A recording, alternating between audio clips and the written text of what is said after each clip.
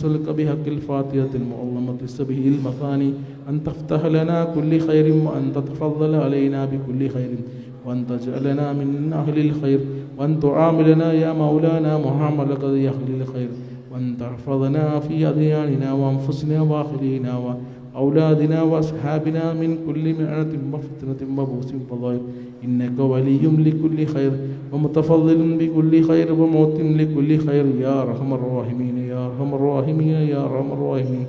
اللهم إنا نسألك رضاك والجنة ونعوذ بك من سخطك والنار. اللهم إنا نسألك رضاك والجنة ونعوذ بك من سخطك والنار. اللهم إنا نسألك رضاك والجنة ونعوذ بك من سخطك والنار. يا عالم السر منا لا تترك ستر عنا وعافنا واعف عنا وكلنا حيث كنا. يا عالم السر منا لا تترك ستر عنا وعافنا واعف عنا وكلنا حيث كنا. يا عالم السر منا لا تترك ستر عنا وعافنا واعف عنا وكلنا حيث كنا. يا ربي أيه لنا من أمرنا رشدا واجعل مؤونتك الحسنى لنا مددا. يا ربي أيه لنا من أمرنا رشدا واجعل مؤونتك الحسنى لنا مددا. يا ربي أيه لنا من أمرنا رشدا واجعل مؤونتك الحسنى لنا مددا. يا حي يا قيوم احيي القلوب تحيا واصلح لنا الأحمال في الدين والدنيا. يا حي يا قيوم احيي القلوب تحيا واصلح لنا الأحمال في الدين والدنيا. يا حي يا قيوم احيي القلوب تحيا واصلح لنا الأحمال في الدين والدنيا. صلى الله على محمد صلى الله عليه وسلم. صلى الله على محمد صلى الله عليه وسلم. صلى الله على محمد صلى الله عليه وسلم. صلى الله على محمد صلى الله عليه وسلم. صلى الله على محمد صلى الله عليه وسلم. صلى الله على محمد صلى الله عليه وسلم. صلى الله على محمد صلى الله عليه وسلم. صلى الله على محمد صلى الله عليه وسلم. صلى الله على محمد صلى الله عليه وسلم. اللهم صل على محمد يا رب صل عليه وسلم. صل على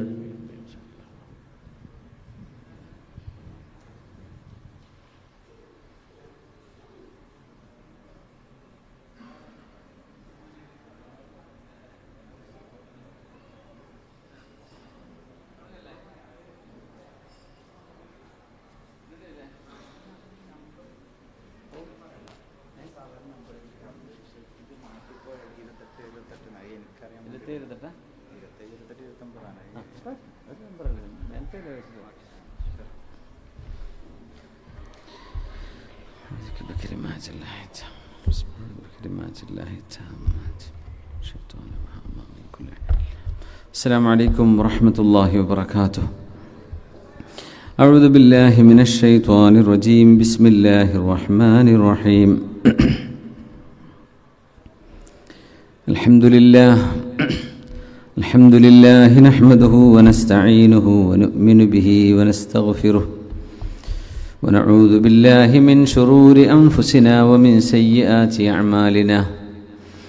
من يهده الله فلا مضل له ومن يضلله فلا هادي له.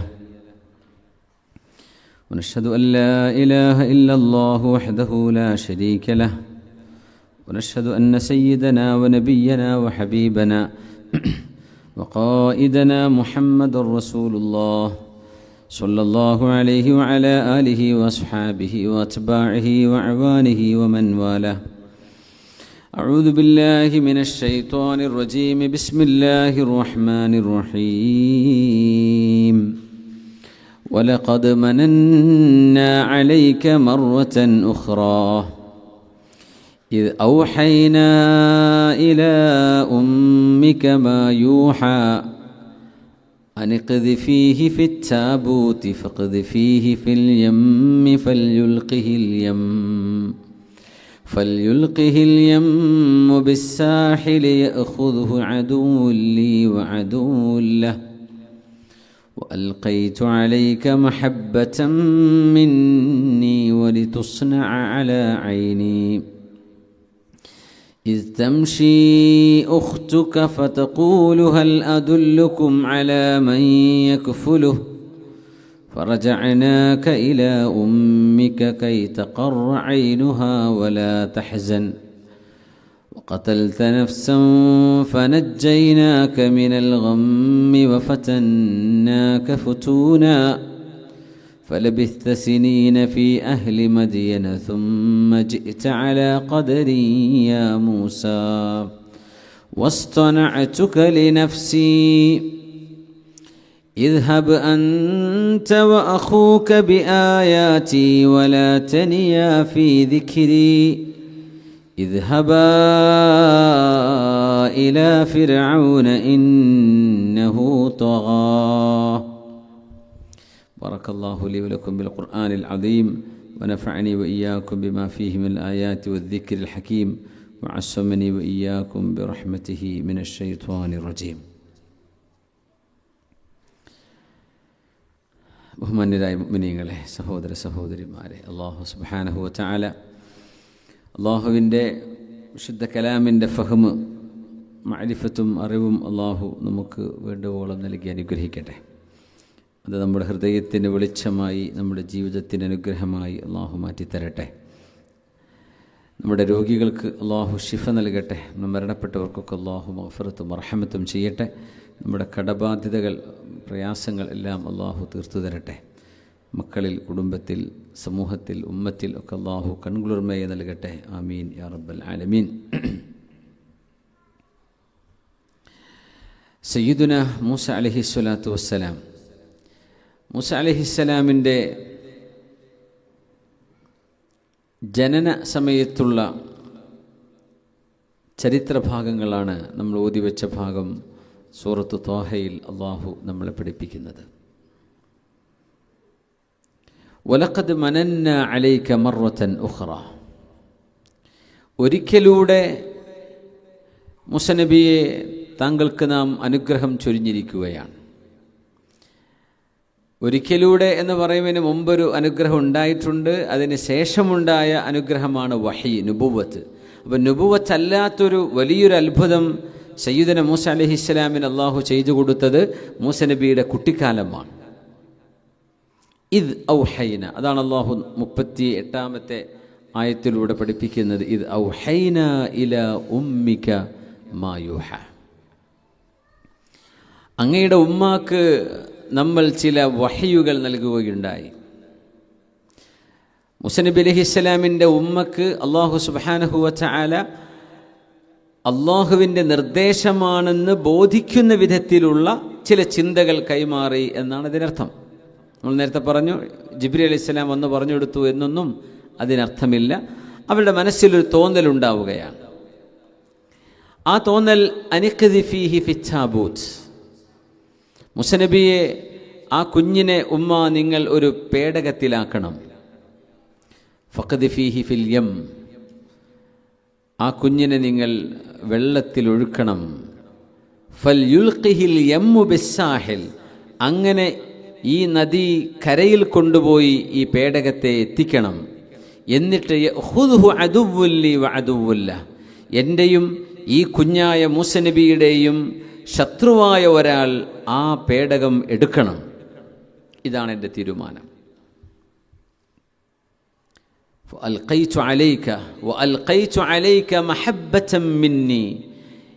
എന്നിൽ നിന്നുള്ള പ്രത്യേകമായ മഹബ്ബത്ത് മൂസ നബിയെ അങ്ങയുടെ മേൽ നാം ഇട്ടുതരികയുണ്ടായി.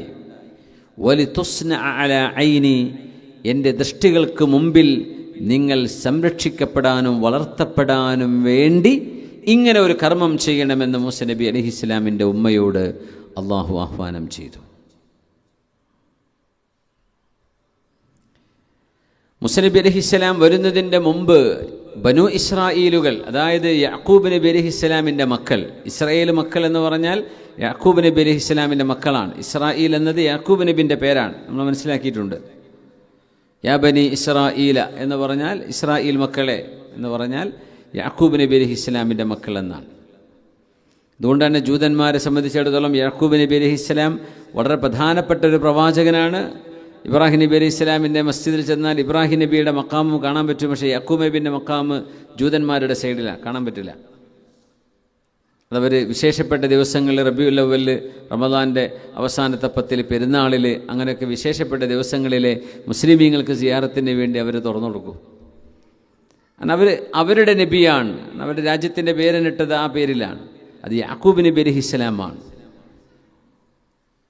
യാക്കൂബ് നബി അലൈഹിസ്സലാമിൻ്റെ മക്കൾ എത്ര പേരായിരുന്നു? 12 പേർ അല്ലേ? യൂസുഫ് അലൈഹിസ്സലാം, യൂസുഫ് നബിയുടെ 11 സഹോദരങ്ങൾ, യൂസുഫ് നബിയും ബിന്യാമീൻ എന്നിവരും ഒരു ഉമ്മക്ക്, ബാക്കി 10 പേരും വേറൊരു ഉമ്മക്ക്. ആ 12 മക്കളിൽ അവരിലൂടെയാണ് ഇന്നത്തെ ഫലസ്തീനിലും ജോർഡാനിലും ലബനോനിലും സിറിയയിലുമുള്ള ആളുകൾ ഒക്കെ ഡിസെൻഡൻസ് ഓഫ് ജേക്കബ്, യാക്കൂബ് നബി അലൈഹിസ്സലാമിൻ്റെ മക്കളാണ് എന്നാണ് പറയാം. അതുകൊണ്ടാണ് ആ മക്കൾക്ക് വന്ന മതങ്ങളെയൊക്കെ സെമിറ്റിക് മതങ്ങളെന്ന് പറയുന്നത്. യാക്കൂബ് നബി അലൈഹി സ്വലാമിൻ്റെ മേലോട്ട് പോയാൽ, ഇബ്രാഹിം നബി അലൈഹി സ്വലാമിൻ്റെയും മേലോട്ട് പോയാൽ സാമുബിന് നൂഹ് നബി അലൈഹി സ്വലാമിൻ്റെ മകൻ സാം എന്നിവരുടെ ഉപ്പ നൂഹ് അലൈഹി സ്വലാത്തു വസ്സലാം. ആ സാമി പരമ്പരയിൽ വരുന്നത് കൊണ്ടാണ് ഇസ്ലാമിനെയും ക്രിസ്തുമതത്തെയും ജൂതമതത്തെയും സെമിറ്റിക് മതങ്ങൾ എന്ന് പറയാൻ കാരണം. സാമുബിന് നൂഹിൻ്റെ മക്കളാണ്. താഴേക്ക് വന്നാൽ യാക്കൂബ് നബിൻ്റെ മക്കളാണ്. അവരാണ് ഈ ബനു ഇസ്രായേൽ മക്കൾ എന്നറിയപ്പെടുന്നത്. അവർ ഈജിപ്തിലേക്ക് താമസം മാറുകയുണ്ടായി. നമുക്കറിയാം, ലോകത്ത് വലിയ പുരാതന സംസ്കാരമുണ്ടായിരുന്ന രാജ്യമാണ് ഈജിപ്റ്റ്. അതിൻ്റെ കാരണം നൈൽ നദിയാണ്. ഈജിപ്ത് എന്ന നാടിൻ്റെ 95% സ്ഥലവും ഒഴിഞ്ഞുകിടക്കുന്ന പ്രദേശമാണ്. 5% ജനനിബിഡമായി കിടക്കുന്നുള്ളൂ. ആ ജനങ്ങളിൽ 99% താമസിക്കുന്നത് രാജ്യത്തിൻ്റെ 5% ലാൻഡിലാണ്. ബാക്കി 95% ഇൻഹാബിറ്റൻ്റാണ്, അൺഇൻഹാബിറ്റൻസ്, താമസിക്കാൻ പറ്റാത്ത സ്ഥലങ്ങളാണ്. ഇപ്പം നൈൽ നദി എന്നത് പരിശുദ്ധമായ ശരീഅത്തിന്റെ കാഴ്ചപ്പാടിൽ പവിത്രമായ നദിയാണ്. വെള്ളങ്ങളെ സംബന്ധിച്ച് പുണ്യനബി സല്ലല്ലാഹു അലൈഹി വസല്ലം തങ്ങൾ അതിൻ്റെ ക്രോണോളജി അല്ല, അതിൻ്റെ ആ ഒരു ഇമ്പോർട്ടൻസ് എങ്ങനെയാണെന്ന് പറഞ്ഞിട്ടുണ്ട്. ആദ്യത്തെ ഏറ്റവും ശ്രേഷ്ഠമായ ജലം മാഉൻ നബഅ മിൻ ഇസ്ബഇൻ നബി സല്ലല്ലാഹു അലൈഹി വസല്ലം, പുണ്യനബി സല്ലല്ലാഹു അലൈഹി വസല്ലം തങ്ങളുടെ വിരലുകളിൽ നിന്ന് അണപൊട്ടിയ വെള്ളമാണ് ഏറ്റവും ശ്രേഷ്ഠമായ വെള്ളം ഭൂമിയിൽ. അത് കഴിഞ്ഞാൽ സംസമാണ്. സംസം കഴിഞ്ഞാൽ ഹൗദുൽ കൗസറാണ്. ഹൗദുൽ കൗസർ കഴിഞ്ഞാൽ പിന്നെ മാഉൻ നീൽ, നൈൽ നദിയിലെ വെള്ളമാണ്. അത് കഴിഞ്ഞാൽ പിന്നെ മാഉൽ ഫുറാത്ത്, യൂഫ്രട്ടീസ് നദിയിലെ വെള്ളമാണ്. ഇപ്പം നൈൽ നദി അത്ര ശ്രേഷ്ഠമായ ഒരു നദിയാണെന്നും സ്വർഗലോകവുമായി അതിന് ഒരു ആത്മീക ബന്ധമുണ്ടെന്നും ഹദീസിൽ വന്നിട്ടുണ്ട്. നെഹ്റാനി ഫിൽ ജന്ന വ നെഹ്റാനി ഫിൽ അർദ്. സിദ്റത്തുൽ മുൻതഹ എന്ന് പറയുന്ന 7ാം ആകാശത്തിന് മുകളിലുള്ള ആ ഒരു പരിശുദ്ധമായ വൃക്ഷത്തിൻ്റെ മുരടിൽ നിന്ന് 4 നദികൾ ഒഴുകുന്നു. അതിൽ 2 സ്വർഗത്തിലേക്ക് ഒഴുകുന്നു, 2 ഭൂമിയിലേക്കാണ്. ഭൂമിയിലേക്ക് ഒഴുകുന്ന നദികളാണ് അന്നീലു വൽ ഫുറാത്ത്, നൈൽ നദിയും യൂഫ്രട്ടീസ് നദിയുമെന്ന് മഹാനായ റസൂലുള്ളാഹി സ്വല്ലല്ലാഹു അലൈഹി വസല്ലം. യൂഫ്രട്ടീസ് ഒഴുകുന്നത് ഇറാഖിലൂടെയാണ്. നൈൽ നദി ഉഗാണ്ടയിൽ നിന്ന് ലേക്ക് വിക്ടോറിയയിൽ നിന്ന് തുടങ്ങി അങ്ങ് അലക്സാൻഡ്രിയയുടെ ഭാഗത്ത് മെഡിറ്ററേനിയൻ കടലിൽ അവസാനിക്കുന്ന 6000-ഓളം കിലോമീറ്റർ യാത്ര ചെയ്യുന്ന ലോകത്തെ അത്ഭുതമുള്ള വടക്ക് നിന്ന് തെക്കോട്ടൊഴുകുന്ന നദിയാണ് സത്യത്തിൽ നൈൽ നദി. സാധാരണ നദികളൊക്കെ സൗത്തിൽ നിന്ന് നോർത്തിലേക്ക് പറഞ്ഞങ്ങനെ തന്നെയാണോ? തെക്ക് നിന്ന് വടക്കോട്ടാണ് ഒഴുകുന്നത്. സാധാരണ നദികൾ ഒഴുകേണ്ടത് നോർത്തിൽ നിന്ന് സൗത്തിലേക്കാണ്. പക്ഷെ നൈൽ നദി ഒഴുകുന്നത് സൗത്തിൽ നിന്ന് നോർത്തിലേക്കാണ്. കൺഫ്യൂഷനായോ? തെക്കുന്ന് വടക്കോട്ട്. ഒരുപാട് പ്രവാചകന്മാർ വുളു എടുത്ത നദിയാണത് എന്ന് പറയാറുണ്ട്. ഒരുപാട് സംസ്കാരങ്ങൾ നൈൽ നദിയുടെ തീരങ്ങളിൽ ഉണ്ടാവുകയുണ്ടായി. നമ്മുടെ ഇന്ത്യയിലൊക്കെ സിന്ധു നദിയുടെ സംസ്കാരങ്ങൾക്ക് രൂപപ്പെട്ട കാലം അതിൻ്റെ മുമ്പ് തന്നെ ഈജിപ്തുകാർക്ക് സംസ്കാരമുണ്ട്, അവിടെ രാജഭരണമുണ്ട്, എല്ലാമുണ്ട്. ഹദീസിനെ സംബന്ധിച്ച് ചെറിയൊരു ആശങ്ക വരും. ഇത് എങ്ങനെ ഭൂമിയിൽ നിന്ന് ഒഴുകുന്ന നദി എങ്ങനെ സ്വർഗലോകവുമായി ബന്ധമുള്ളത്? ആ ഒരു ഹദീസിൻ്റെ വ്യക്തത ഭൗതികമായി നമുക്ക് വ്യക്തമാക്കി തരാൻ കഴിയില്ല. അത് ആത്മീയ ലോകമാണ്. സ്വർഗലോകവുമായി അതിൻ്റെ ഉറവിടത്തിൻ്റെ ബന്ധമുണ്ട് എന്നാണ് ഇതിനർത്ഥം.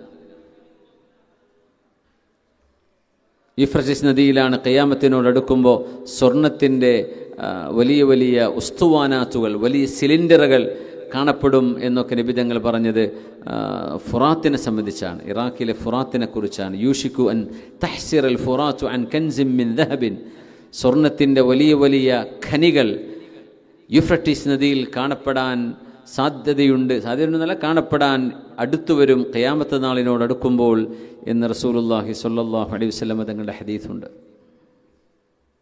സ്വർണത്തിന് വില കൂടി വരികയാണല്ലേ. അപ്പോൾ 7000 8000 ഉള്ള കാലത്ത് വിറ്റോലൊക്കെ ഇപ്പോൾ പഠിച്ചവനെ അന്നൊക്കെ എന്തിനാണ് വിറ്റത്, അത് വെച്ചിരുന്നെങ്കിലത്തെ കിട്ടുമായിരുന്നു. അന്നത് വലിയ സംഖ്യയാണ്. വെറുതെ ആലോചിച്ച് തല പുണ്ണാക്കരുത്. ഇനിയിപ്പോൾ ഇത് 1.5 ലക്ഷം 1,20,000 വരെ പോകുന്നതാണ് പറയണത്. അപ്പോൾ 75,000 ഉള്ളപ്പോൾ കുറച്ച് വാങ്ങി വെക്കാമായിരുന്നു വെറുതെ പറയണ്ട. ഇപ്പോൾ അത്രയൊക്കെ ആയിട്ടുണ്ട്. ഓരോ കാലഘട്ടത്തിലേക്ക് യോജിച്ച വിലയായിരിക്കും അന്നത്തേത്. പഴയ കാലത്തെ ഭൂമിൻ്റെ വിലയാണോ ഇപ്പോഴത്തെ വില? അതുകൊണ്ട് അതൊന്നും ടെൻഷൻ അടിക്കരുത്. അതൊക്കെ അതിൻ്റെ കാലത്തിനനുസരിച്ച് മനുഷ്യന്മാരുടെ മൈൻഡ് അപ്ഡേറ്റ് ചെയ്ത് പോയാൽ മതി. ടെൻഷൻ അടിച്ചിട്ട് കാര്യമില്ല. 20 കൊല്ലം മുമ്പുള്ള മനുഷ്യന്മാരാണോ നമ്മൾ? മാറ്റങ്ങളുണ്ടായില്ലേ എന്ന പോലെ സാധനങ്ങൾക്ക് മാറ്റങ്ങളുണ്ടാവും. അപ്പോൾ സ്വർണത്തിൻ്റെ വില കൂടുക. ഖിയാമത്ത് നാളിനോട് അടുക്കുമ്പോൾ നബി സല്ലല്ലാഹു അലൈഹി വസല്ലം ഈ ഫുറാത്തിലെ യൂഫ്രട്ടീസിലെ സ്വർണം കണ്ടെത്തപ്പെട്ട് കഴിഞ്ഞാൽ ലോകത്ത് വലിയ ഇൻഫ്ലേഷൻ വരും. കാശ് മനുഷ്യന്മാർക്ക് വേണ്ട, സ്വർണം കൊടുത്താൽ വേണ്ട എന്ന് പറയുന്ന അവസ്ഥ വരുന്ന അങ്ങനത്തെ ഒരു കാലം വരുന്നു. അത്രയ്ക്കും അബൻഡൻസ്. കാരണം ഇതിന് വില കൂടാൻ കാരണം ഇത് കിട്ടൽ വളരെ റയറാണ്. റയർ സാധനങ്ങൾക്ക് വില കൂടും. സുലഭമായി ഇരുമ്പ് കുഴിച്ചെടുക്കണ പോലെ കുഴിച്ചെടുക്കാൻ കിട്ടിക്കഴിഞ്ഞാൽ ഇതിന് വില ഉണ്ടാവില്ല, മാർക്കറ്റ് ഇടിഞ്ഞു പോകും. അങ്ങനെ ഒരു സംഭവം നടക്കുമെന്നും ലോകത്ത് 100 ദീനാർ അല്ലെങ്കിൽ 100 സ്വർണ്ണ നാണയങ്ങൾ കൊടുത്താൽ ദേഷ്യപ്പെടുന്ന അവസ്ഥ, എനിക്ക് വേണ്ട എന്ന് പറഞ്ഞ് മനുഷ്യൻ എറിഞ്ഞു കൊടുക്കുന്നതാണ്. അങ്ങനത്തെ ഒരു കാലം വരുമെന്നും തങ്ങൾ പറഞ്ഞിട്ടുണ്ട് സല്ലല്ലാഹു അലൈഹി വസല്ലം. മാഷാ അല്ലാഹ്. ബാവാജിക്ക് അസ്സലാമു വറഹ്മത്തുള്ളാഹി. അൽഹംദുലില്ലാഹ്. അള്ളാഹു ദീർഘായുസ്സും ആഫിയത്തും സലാമത്തും കൊടുക്കട്ടെ. ആമീൻ. ബാവാജിക്കും ഭാര്യയ്ക്കും കുടുംബത്തിനും നമ്മളെല്ലാവർക്കും ആമീൻ യാ റബ്ബൽ ആലമീൻ. ഞാൻ ആലോചിച്ച് ഈ പ്രായത്തിലൊക്കെ നമ്മളൊക്കെ ആണെങ്കിൽ വീട്ടിൽ കിടന്ന് അവിടെ വിശ്രമിക്കുക എന്നല്ലേ വിചാരിക്കുക. അജരിപ്പോൾ ക്ലാസ്സിന് വന്നിരിക്കുകയാണ്. എത്രയോ ആരോഗ്യമുള്ള ആൾക്കാരിപ്പോൾ നമുക്ക് ചുറ്റും ഉണ്ടാവില്ല, വരാൻ പറ്റുന്നവർ. അതൊരു തൗഫീഖാണ്. ഖൈറുക്കും മൻ ത്വാല ഉംറുഹു വസലുഹ അമലുഹു, നിങ്ങളിൽ ഏറ്റവും ഖൈറായവർ ഒരുപാട് ആയുസ്സിൽ ജീവിക്കുകയും അത്രയും കാലം നന്മ ചെയ്യാൻ ഭാഗ്യമുണ്ടാവുകയും ചെയ്ത ആളുകളാണെന്നാണ്. അള്ളാഹു നമുക്കൊക്കെ അതിന് തൗഫീഖ് തരട്ടെ. ആമീൻ യാ റബ്ബൽ ആലമീൻ. അപ്പോൾ നൈൽ നദിയിലേക്ക് വരാം. അതുകൊണ്ട് തന്നെ നൈൽ നദിയുടെ ഓരങ്ങളിൽ യൂഫ്രട്ടീസിനെ പോലെ തന്നെ പരിശുദ്ധമായ നദിയാണ് നമ്മെ സംബന്ധിച്ചിടത്തോളം നൈൽ നദി. എന്ന് വിചാരിച്ച് അത് കണ്ടാമിനേറ്റഡ് വെള്ളമാണെങ്കിൽ കുടിക്കണമെന്നൊന്നും സുന്നത്തില്ല കേട്ടോ. അത് ശ്രദ്ധിക്കണേ. നൈൽ നദി പുണ്യമുള്ള വെള്ളം, അതിൽ ഡ്രൈനേജൊക്കെ പോകുന്നുണ്ട്. വൃത്തിയുള്ള ശുദ്ധിയുള്ള വെള്ളമായിട്ട് കിട്ടിയാൽ കുടിച്ചോളൂ, കുടിക്കണം. പക്ഷേ അഴുക്കുണ്ടെങ്കിൽ കുടിച്ചോളണം അങ്ങനെയൊന്നുമില്ല. അത് അഴുക്ക് മുത്തനജ്ജസാണെങ്കിൽ അത് കൊടുക്കാനും പറ്റില്ല. പക്ഷേ പരിശുദ്ധമായ വെള്ളമാണ്. ആ പരിശുദ്ധിയിൽ അത് കാത്തു സൂക്ഷിക്കണം. അത് ഒരുപാട് രാജ്യങ്ങളുടെ ഉത്തരവാദിത്തമാണ്, ഒരുപാട് ജനങ്ങളുടെ ഉത്തരവാദിത്തമാണ്. യാക്കൂബ് നബി അലൈഹിസ്സലാമിൻ്റെ മക്കൾ ഒരുപാട് വർഷങ്ങൾക്ക് ശേഷം കനാനിൽ നിന്ന് അല്ലെങ്കിൽ ഫലസ്തീനിൻ്റെ ഭാഗങ്ങളിൽ നിന്ന് ഈജിപ്തിലേക്ക് സീനാ മരുഭൂമി വഴി പലായനം ചെയ്ത് ഈജിപ്തിൽ സെറ്റിലാവുകയുണ്ടായി. അവിടെ മുതലാണ് ഫറോവയുടെ അടിമകളായി ഇസ്രായേൽ മക്കൾ മാറുന്നത്. ഈജിപ്തിൽ 2 പ്രധാനപ്പെട്ട വംശങ്ങളാണ്. ഒന്ന് ഖിബിച്ചുകൾ എന്ന് പറയും, മറ്റേത് ബനു ഇസ്രായേലുകൾ, ഇസ്രായേൽ മക്കൾ. ഖിബിച്ചുകൾ എന്ന് പറയുന്നത് രാജകുടുംബമാണ്. ഇംഗ്ലീഷിൽ അവരെ കോപ്റ്റ്സ് എന്ന് പറയും, കോപ്റ്റ്സ്, ഖിബിച്ചുകൾ. മറ്റേത് ചിൽഡ്രൻ ഓഫ് ഇസ്രായേൽ, യാക്കൂബ് നബി അലൈഹിസ്സലാമിൻ്റെ വംശപരമ്പരയിൽ വരുന്ന ആളുകൾ. അവർ പ്രവാചക കുടുംബമാണവർ. തങ്ങന്മാരെന്നൊക്കെ പറയാൻ പറ്റുമെങ്കിൽ അവരാണ്. അങ്ങനത്തെ ഒരു തലമുറയായിരുന്നു മൂസ നബി അലൈഹിസ്സലാമിൻ്റെ അനുയായികൾ. പക്ഷേ അവരെ ഫറോവ വല്ലാണ്ട് ഉപദ്രവിച്ചു. അവരടിമകളായി ട്രീറ്റ് ചെയ്തു.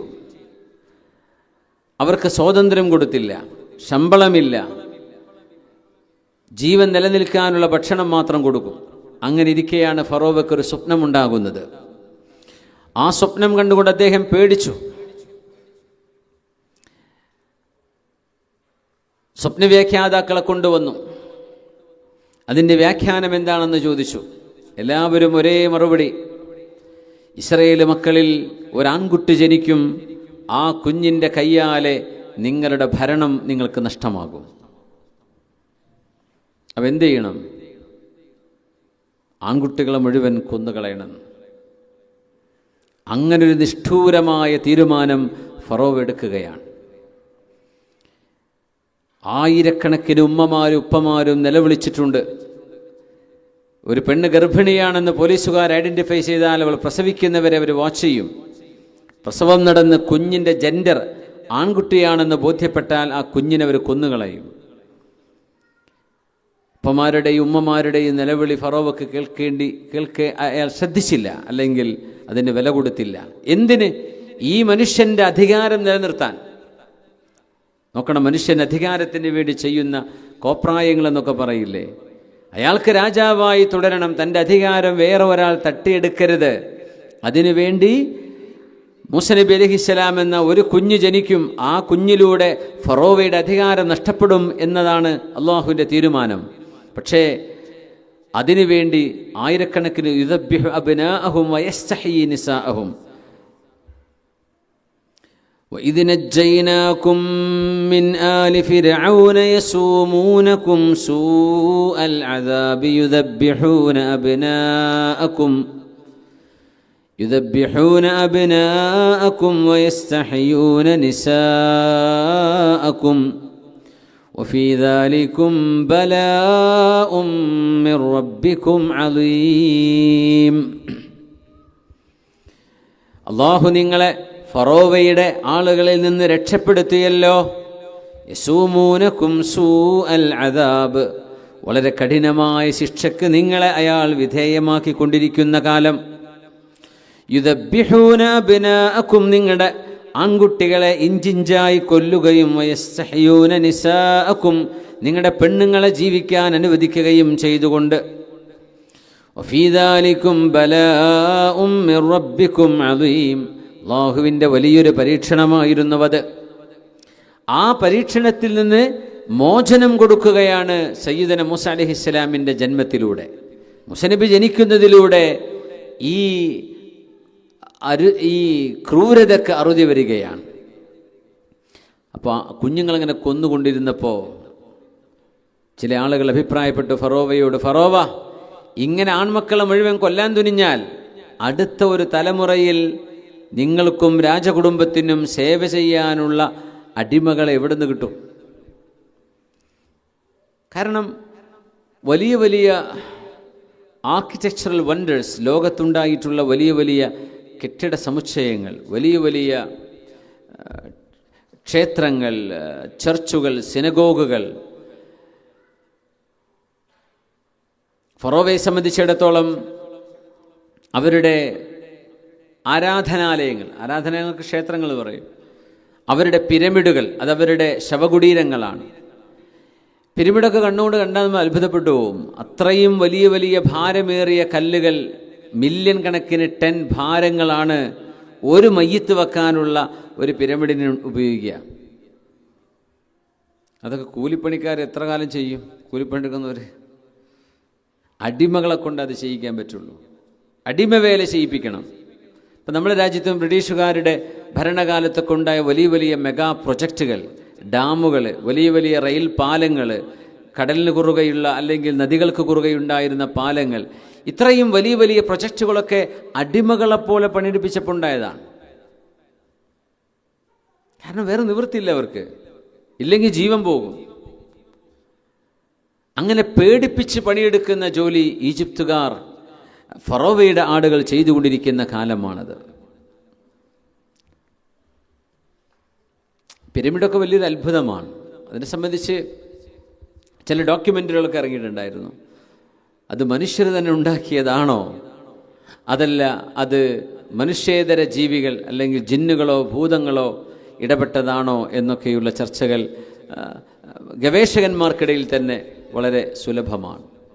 പക്ഷേ പറയാറുണ്ട് മനുഷ്യർ തന്നെയാകണം. കാരണം ഈജിപ്തിൽ അവർ നൈൽ നദിയിൽ വെള്ളപ്പൊക്കമുണ്ടാകുന്ന സമയം, ആ വെള്ളപ്പൊക്കമുണ്ടാകുന്ന സമയം വെള്ളം വേലിയേറ്റമുണ്ടാകും.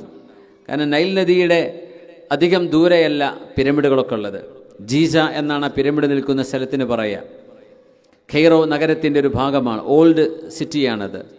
അപ്പോൾ നൈൽ നദിയിലെ വെള്ളം ഫ്ലഡാവുമ്പോൾ ആ വെള്ളത്തിൻ്റെ പൊക്കത്തിനനുസരിച്ച് വെള്ളത്തിൽ പൊങ്ങിക്കിടക്കുന്ന ബോട്ടുകളുണ്ടാക്കി അതിൻ്റെ മീതെ ഈ കല്ലുകൾ ചുമന്നു കൊണ്ടുപോയിട്ടാണ് അക്കരെ എത്തിച്ചത്. അങ്ങനെ ജീസയിൽ ഈ കല്ലുകൾ കിട്ടൂല, ഈ പാറക്കല്ലുകൾ ജീസയിലില്ല, അത് ദൂരെ നിന്ന് കട്ട് ചെയ്ത് കൊണ്ടുവരണം. അങ്ങനെ വരുമ്പോൾ ഈ നൈൽ നദി എങ്ങനെ ക്രോസ് ചെയ്യും എന്നതൊരു വിഷയമാണ്. എന്നിട്ട് ഈ ഉയർന്ന പ്രദേശം, ജീസ എന്ന ഉയർന്ന പ്രദേശമാണ്, കാരണം അത് പടിഞ്ഞാറ് ഭാഗമാണ്. ഈജിപ്തുകാർക്ക് വിശ്വാസപ്രകാരം പടിഞ്ഞാറ് അസ്തമിക്കുന്ന സ്ഥലമാണ്. അതുകൊണ്ട് ശവകുടീരങ്ങളൊക്കെ ഈജിപ്തിൻ്റെ നൈൽ നദിയുടെ പടിഞ്ഞാറ് ഭാഗത്തും രാജാക്കന്മാരുടെ കൊട്ടാരങ്ങളൊക്കെ കിഴക്ക് ഭാഗത്തും ഉള്ളത്. ആരും ശ്രദ്ധിച്ചിട്ടുള്ളത്? അങ്ങനെ ഈജിപ്തിലൊക്കെ പോയിട്ടുണ്ട്, മാഷാ അല്ലാഹ്. കിഴക്ക് ഭാഗത്താണ് കൊട്ടാരങ്ങൾ ഉണ്ടാക്കിയത് രാജാക്കന്മാർ. കാരണം ഉദയം അതൊരു ഉയർച്ചയുടെ സിമ്പലാണ്, അസ്തമയം അതൊരു മരണത്തിൻ്റെ സൂചനയാണ്.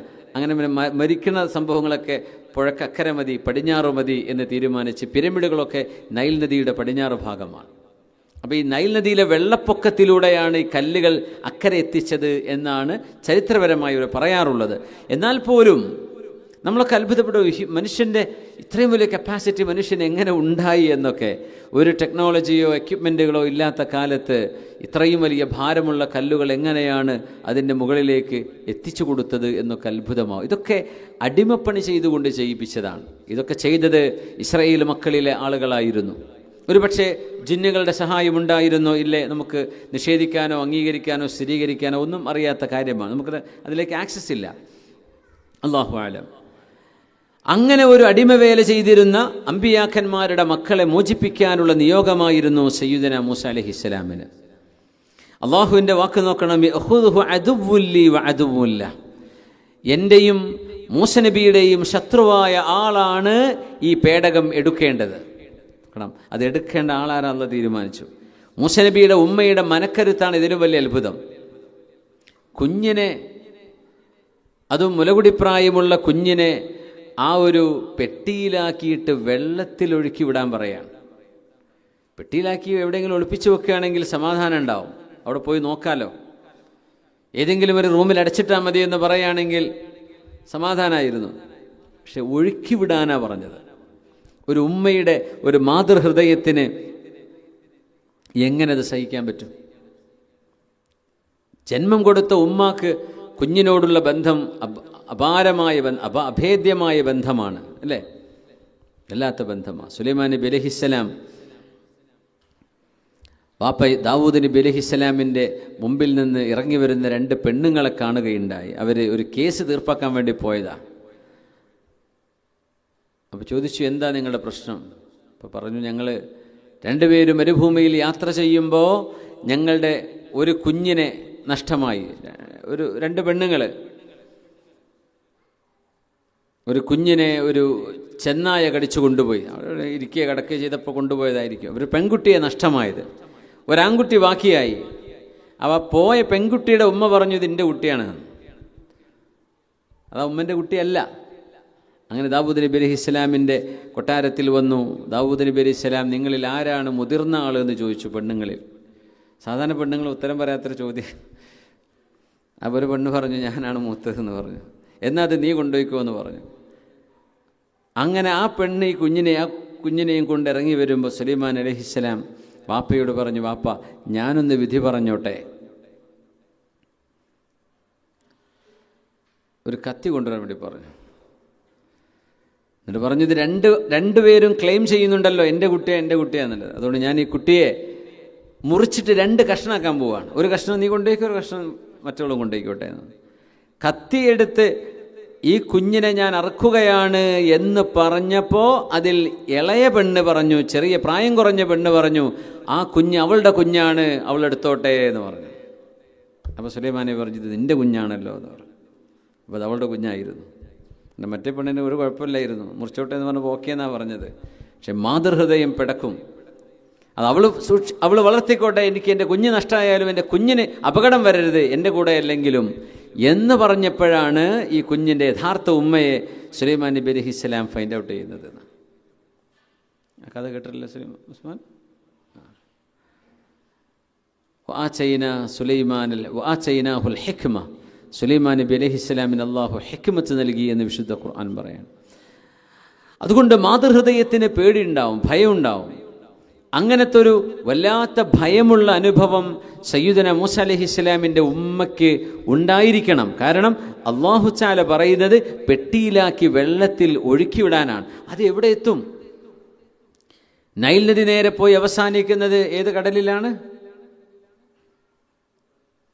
മധ്യധരണ്യ എന്ന് പറയും മലയാളത്തിൽ. അൽ ബഹറുൽ അബിയൽ അൽ മുത്തവസ്സിത്ത് എന്ന് പറയും. മെഡിറ്ററേനിയൻ കടലാണ്. മെഡിറ്ററേനിയൻ കടലിലങ്ങ് പെട്ടുപോയാൽ പിന്നെ എവിടെ കിട്ടാനാ? അതങ്ങ് പോയാൽ പിന്നെ അറ്റ്ലാന്റിക്കിലാണ് ചെന്ന് അവസാനിക്കുക. അറ്റ്ലാന്റിക് തന്നെ പിന്നെ ഭൂമി മൊത്തം. അതുകൊണ്ട് ഒരു അനന്തമായ യാത്രയ്ക്ക് അല്ലെങ്കിൽ ഒരിക്കലും തിരിച്ചു കിട്ടാത്ത വിധമുള്ള ഒരു അവസ്ഥയാണ് ഉണ്ടാവുക. അങ്ങനെ കുഞ്ഞിനെ വെള്ളത്തിലെറിയാൻ പറയുമ്പോൾ അല്ലെങ്കിൽ വെള്ളത്തിൽ ഒഴുക്കിവിടാൻ വേണ്ടി പറയുമ്പോൾ ആ ഉമ്മയുടെ മനസ്സിൻ്റെ ഉള്ളിലുണ്ടായ അള്ളാഹുവിനെ കുറിച്ചുള്ള യഖീൻ എത്രയായിരിക്കും? തൻ്റെ റബ്ബിനെ തോന്നിപ്പിക്കുകയാണ്, അള്ളാഹു എന്നെ അറിയിക്കുകയാണ്, അതുകൊണ്ട് ഇത് എൻ്റെ റബ്ബിൻ്റെ ഹിക്മത്താണ്, അതുകൊണ്ട് ഞാനിത് ചെയ്തേ പറ്റൂ. അങ്ങനെ ആ ഉമ്മ ആ കുഞ്ഞിനെ അനഖദി ഫീഹി ഫി താബൂത്ത്, താബൂത്തിലാക്കി പെട്ടിയിലാക്കി ആ കുഞ്ഞിനെ ഒഴുക്കുകയാണ്. ഫഖദി ഫീഹി ഫിൽ യം, യം എന്ന് പറഞ്ഞാൽ പുഴയാണ്. വെള്ളത്തിന് ജലാശയങ്ങൾക്കൊക്കെ യം എന്ന് പറയും ചെയ്യും. ഫൽയുൽഖിഹിൽ യമ്മു ബിസ്സാഹിൽ, കടലിനും യം എന്ന് പറയും. ഫൽയുൽഖിഹിൽ യമ്മു ബിസ്സാഹിൽ യഖുദുഹു അദുവ്വുൻ ലീ വഅദുവ്വുൻ ലഹു وألقيت عليك محبة مني ولتصنع على عيني. അല്ലാഹു സുബ്ഹാനഹു വ തആല തീരുമാനിക്കുന്നത് ആരാണോ അള്ളാഹുവിൻ്റെ ശത്രു, ആരാണോ ഈ കുഞ്ഞിനെ പേടിക്കുന്നത് തൻ്റെ അധികാരം തട്ടിയെടുക്കുമെന്ന്, ആ കുഞ്ഞ് ഇയാളുടെ മടിത്തട്ടിൽ തന്നെ വളരണം. അതുകൊണ്ട് മഹാന്മാർ അതിൽ ഹിക്മത്ത് പറയും. നമ്മൾ ആരെയാണോ ഏറ്റവും വിശ്വസിക്കുന്നത് ആ ആളിലൂടെ ആയിരിക്കും ചിലപ്പോൾ വലിയ നഷ്ടം ഉണ്ടാവുക. ആ ആളായിരിക്കും ബിസിനസ് തട്ടിയെടുക്കുക. രാജഭരണങ്ങൾ അങ്ങനെയൊക്കെ, പട്ടാള മേധാവികൾ രാജ്യം അട്ടിമറിക്കും. ആരെയാണോ ഏറ്റവും കൂടുതൽ ട്രസ്റ്റ് ചെയ്യുന്നത് അയാളുടെ ഭാഗത്ത് നിന്ന് ഫിത്ന വരും, പരീക്ഷണങ്ങൾ വരും. മഹാനായ സയ്യിദുന മൂസ അലൈഹിസ്സലാത്തു വസ്സലാം, ആ മൂസ നബി അലൈഹിസ്സലാം വളർന്നു വരുന്നതിലൂടെ ഫറോവയുടെ അധികാരം നഷ്ടമാകുമെന്ന് പേടിക്കുന്നു. ആ ഫറോവ തന്നെ മൂസ നബി അലൈഹി സ്വലാമിനെ വളർത്തുകയും ചെയ്യുന്നു. സുബ്ഹാനല്ലാഹ്. മൂസ നബി അലൈഹി സ്വലാമിൻ്റെ വീട് നൈൽ നദിയുടെ ഓരത്തോട് ചേർന്നുകൊണ്ടായിരുന്നു എന്നാണ് ചരിത്രം. നൈൽ നദിയോട് ചേർന്ന് നിൽക്കുന്ന ഭാഗം. നൈൽ നദിക്ക് ഒരുപാട് കൈവരികളുണ്ട്, ചെറിയ ചെറിയ തോടുകളായി പോകുന്ന ഭാഗങ്ങളുണ്ട്. അങ്ങനെ ഒരു കൈവരിയുടെ ഭാഗത്താണ് ഫറോവയുടെ കൊട്ടാരമുണ്ടായിരുന്നത്. അങ്ങനെ സയ്യിദുന മൂസ അലൈഹിസ്സലാത്തു വസ്സലാം അള്ളാഹുവിൻ്റെ സംരക്ഷണത്തിലായി ആ പുഴയിൽ ഒഴുകുകയാണ്. ഒഴുകി ഒഴുകി ഒഴുകി ഫറോവയുടെ കൊട്ടാരത്തിൻ്റെ മുമ്പിലെത്തി നിൽക്കുമ്പോൾ കുളിക്കാനിറങ്ങുന്ന ആസിയ ബീവി റളിയല്ലാഹു അൻഹ ഈ താബൂത്ത് കാണുന്നു.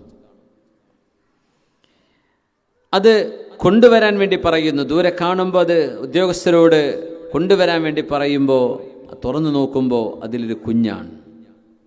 അള്ളാഹുവിൻ്റെ മുറാദ് അവിടെ നടക്കുകയാണ്. വഅൽഖൈതു അലൈക മഹബ്ബതൻ മിന്നി വലിതുസ്ന അലാ ഐനി. ഫറോവയുടെ ഭാര്യയ്ക്ക് മക്കളില്ല. ആർക്ക്? ആസിയ ബീവി റളിയല്ലാഹു അൻഹയ്ക്ക് മക്കളില്ലായിരുന്നു. ചില ചരിത്രഗ്രന്ഥങ്ങളിൽ ആസിയ ബീവിയും ഫറോവയും തമ്മിൽ ശാരീരിക ബന്ധം പോലും ഉണ്ടായിട്ടില്ല എന്നും പറയുന്നുണ്ട്. ചില റിവായത്തുകളിൽ ഹദീസിൽ ആസിയ ബീവി റളിയല്ലാഹു അൻഹയെ സ്വർഗ്ഗലോകത്ത് വെച്ച് പുണ്യനബി സല്ലല്ലാഹു അലൈഹി വസല്ലം തങ്ങൾ വിവാഹം ചെയ്യുമെന്നും കാണുന്നുണ്ട്. അതുകൊണ്ടാണ് പഴയ ഉസ്താദന്മാരൊക്കെ പുന്നാര നബിയുടെ തൃക്കല്യാണത്തിൽ കൂട്ടണേ എന്നൊക്കെ ദുആയിരക്കും. തിരുകല്യാണം എന്നാ പറയാം, തൃക്കല്യാണം എന്ന് പറഞ്ഞാൽ ആസിയ ബീവി റളിയല്ലാഹു അൻഹയുടെ ആ ഒരു വിവാഹത്തെക്കുറിച്ചാണ് പറയുന്നത്. അപ്പോൾ ആസിയ ബീവി ഒറ്റ വാക്ക് ഫറോവയോട് ശുപാർശ ചെയ്യാണ്. ഖുർറത്തു ഐനിൻ ലീ വലക് ലാ തഖ്തുലൂഹു അസാ അൻ യൻഫഅനാ ഔ നത്തഖിദഹു വലദാ. ഖുർറത്തു ഐനിൻ ലീ വലക്, ഇത് എനിക്കും നിങ്ങൾക്കും കൺകുളിർമയായി മാറാൻ പോകുന്ന കുട്ടിയാണ്. അതൊരു ശുഭാപ്തി വിശ്വാസം പ്രകടിപ്പിക്കലാണ്. ഒരു കുഞ്ഞിനെ കാണുമ്പോൾ ഇത് നല്ല കുഞ്ഞായിട്ട് വരും എന്ന് പറയണമെന്നാണ്. ഖുർറത്തു ഐനിൻ ലീ വലക് ലാ തഖ്തുലൂ, ഈ കുഞ്ഞിനെ കൊല്ലരുത്. അസാ അൻ യൻഫഅനാ, ആ കുഞ്ഞിലൂടെ നമുക്ക് ഉപകാരങ്ങൾ കിട്ടിയേക്കും. ഉപകാരം ആസി ബീവിക്ക് കിട്ടി, ഈമാൻ കിട്ടി, ഹിദായത്ത് കിട്ടി മൂസ നബി അലൈഹിസ്സലാമിലൂടെ. അസാ അൻ യൻഫഅനാ ഔ നത്തഖിദഹു വലദാ, അല്ലെങ്കിൽ നമ്മുടെ മോനായിട്ട് നമുക്ക് വളർത്താമല്ലോ എന്ന് പറഞ്ഞപ്പോൾ ഫിർഔൻ പറഞ്ഞു ഖുർറത്തു ഐനിക്, എനിക്ക് കൺകുളിർമയൊന്നുമല്ല, നിനക്ക് വേണമെങ്കിൽ കൺകുളിർമയായിക്കോട്ടെ, എനിക്ക് കൺകുളിർമയല്ല എന്ന് പറഞ്ഞു. ഫിർഔനിന്റെ വാക്കിങ്ങനെയാണ്. മഹാനായ ഇബ്നു അബ്ബാസ് റളിയല്ലാഹു അൻഹുമാ ഈ സംഭവത്തെ വിവരിച്ചുകൊണ്ട് പറഞ്ഞു, അന്നംറഅത ഫിർഔന ലമ്മാ ഖാലത് ലഹു, ഫറോവയുടെ ഭാര്യ ആസിയ ബീവി, ആസിയ ബിൻത് മുസാഹിം റളിയല്ലാഹു അൻഹ, അവരുടെ വാപ്പയുടെ പേര് മുസാഹിം എന്നായിരുന്നു. ആസിയ ബീവി റളിയല്ലാഹു അൻഹ ഫറോവയോട് പറഞ്ഞു, ഖുർറത്തു ഐനിൻ ലീ വലക്, എനിക്കും നിങ്ങൾക്കും ഇത് കൺകുളിർ. ഇവിടെ ഒരു മഅന പഠിക്കാനുണ്ട്.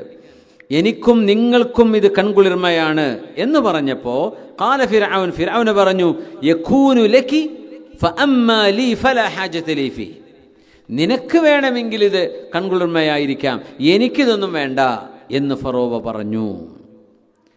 വലൗ അഖറ ഫിർഔൻ അൻ യകൂന ഖുർറത ഐനിൻ ലഹു കമാ അഖറത് ഇംറഅതുഹു ലഹദാഹു അല്ലാഹു തആല കമാ ഹദാഹ വലാകിൻ ഹറമ.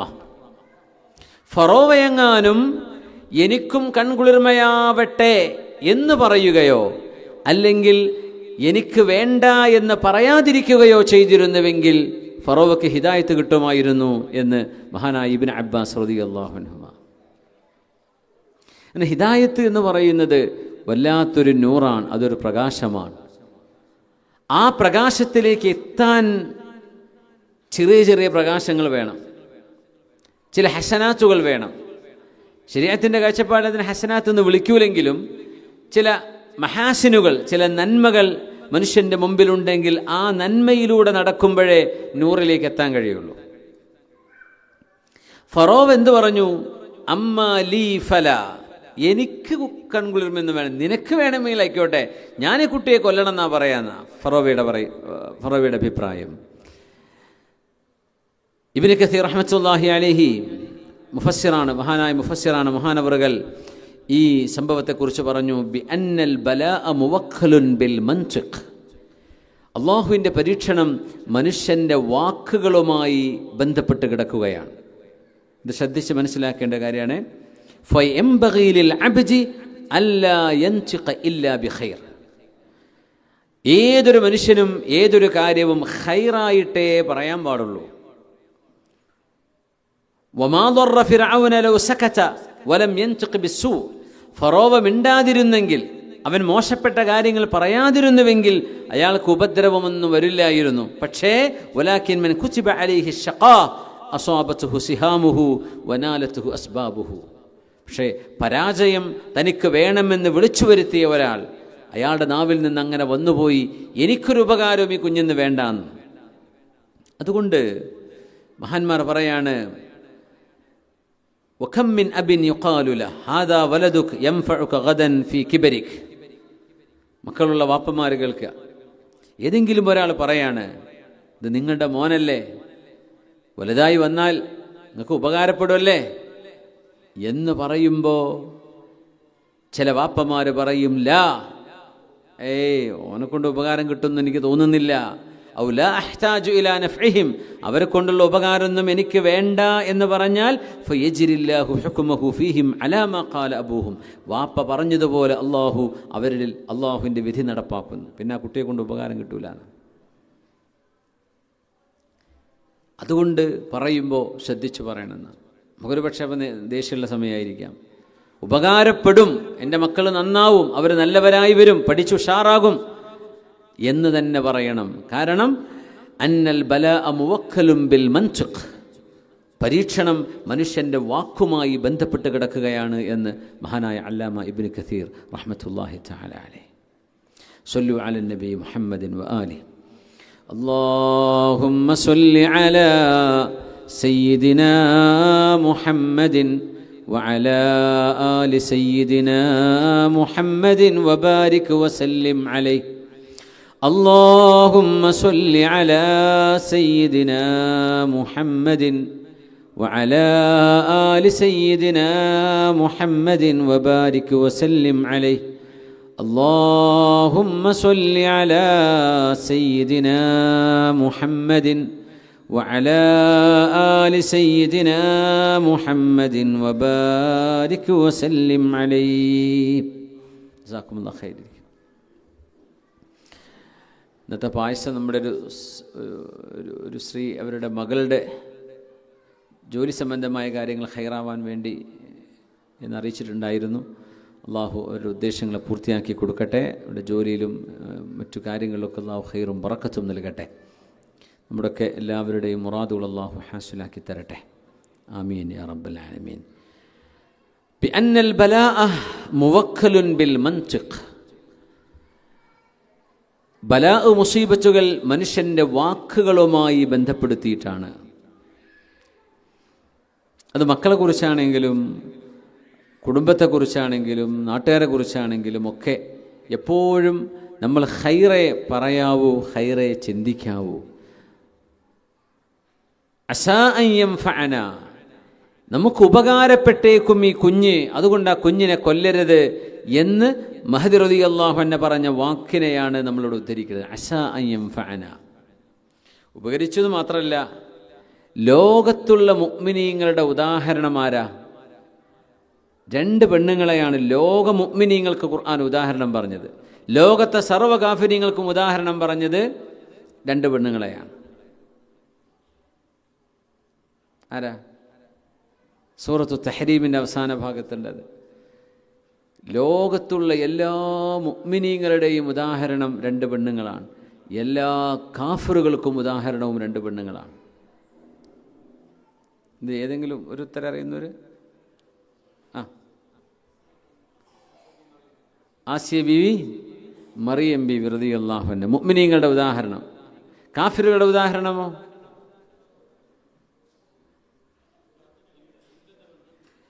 ലൂത്ത് നബി അലൈഹിസ്സലാമിൻ്റെയും നൂഹ് നബി അലൈഹിസ്സലാമിൻ്റെയും ഭാര്യ. ലൂത്ത് നബിയുടെ ഭാര്യയും നൂഹ് നബി അലൈഹിസ്സലാമിൻ്റെ ഭാര്യയും. വദറബല്ലാഹു മസലൻ, അള്ളാഹു ഉദാഹരണം വെച്ചു. അതാ ദറബ മസലൻ. ദറബാൻ അടിച്ചു നടത്തുന്നുണ്ട്. ദറബ മസലൻ എന്ന് പറഞ്ഞാൽ ഉദാഹരണം പറഞ്ഞു. വദറബല്ലാഹു മസലൻ ലില്ലദീന കഫറു ഇംറഅത നൂഹിൻ വഇംറഅത ലൂത്ത്.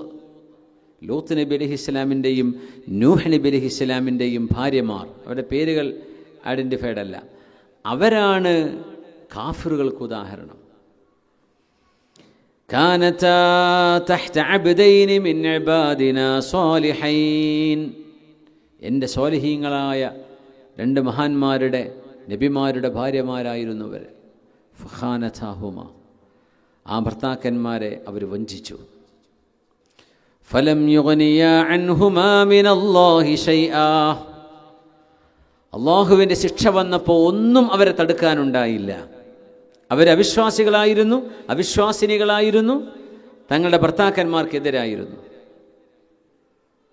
വഖീല ദുഖുലന്നാറ മഅദ്ദാഖിലീൻ, നരകത്തിൽ പ്രവേശിക്കുന്നവരോടുകൂടെ നിങ്ങളും പ്രവേശിക്കുകയെന്ന് ഈ പെണ്ണുങ്ങളോട് പറയപ്പെട്ടു കഴിഞ്ഞു.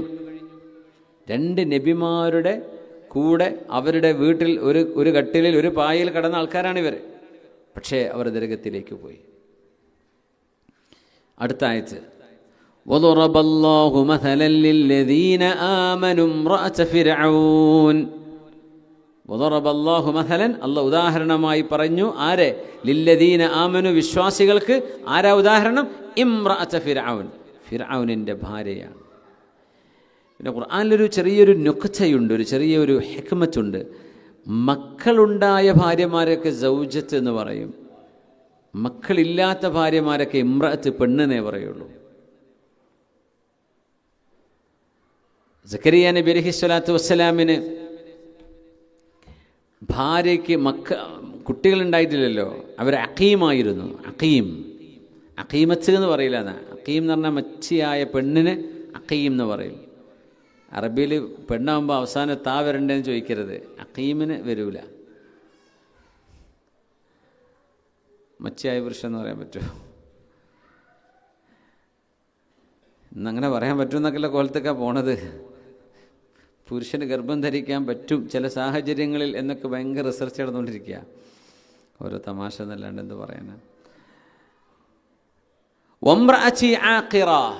സക്കരിയ നബി അലൈഹിസ്സലാം അതിൽ അള്ളാഹുവിനോട് മക്കൾ വേണമെന്ന് പറഞ്ഞു ദ്വാരക്കും എന്ത് പറയുന്നുണ്ട്? പടച്ചവനെ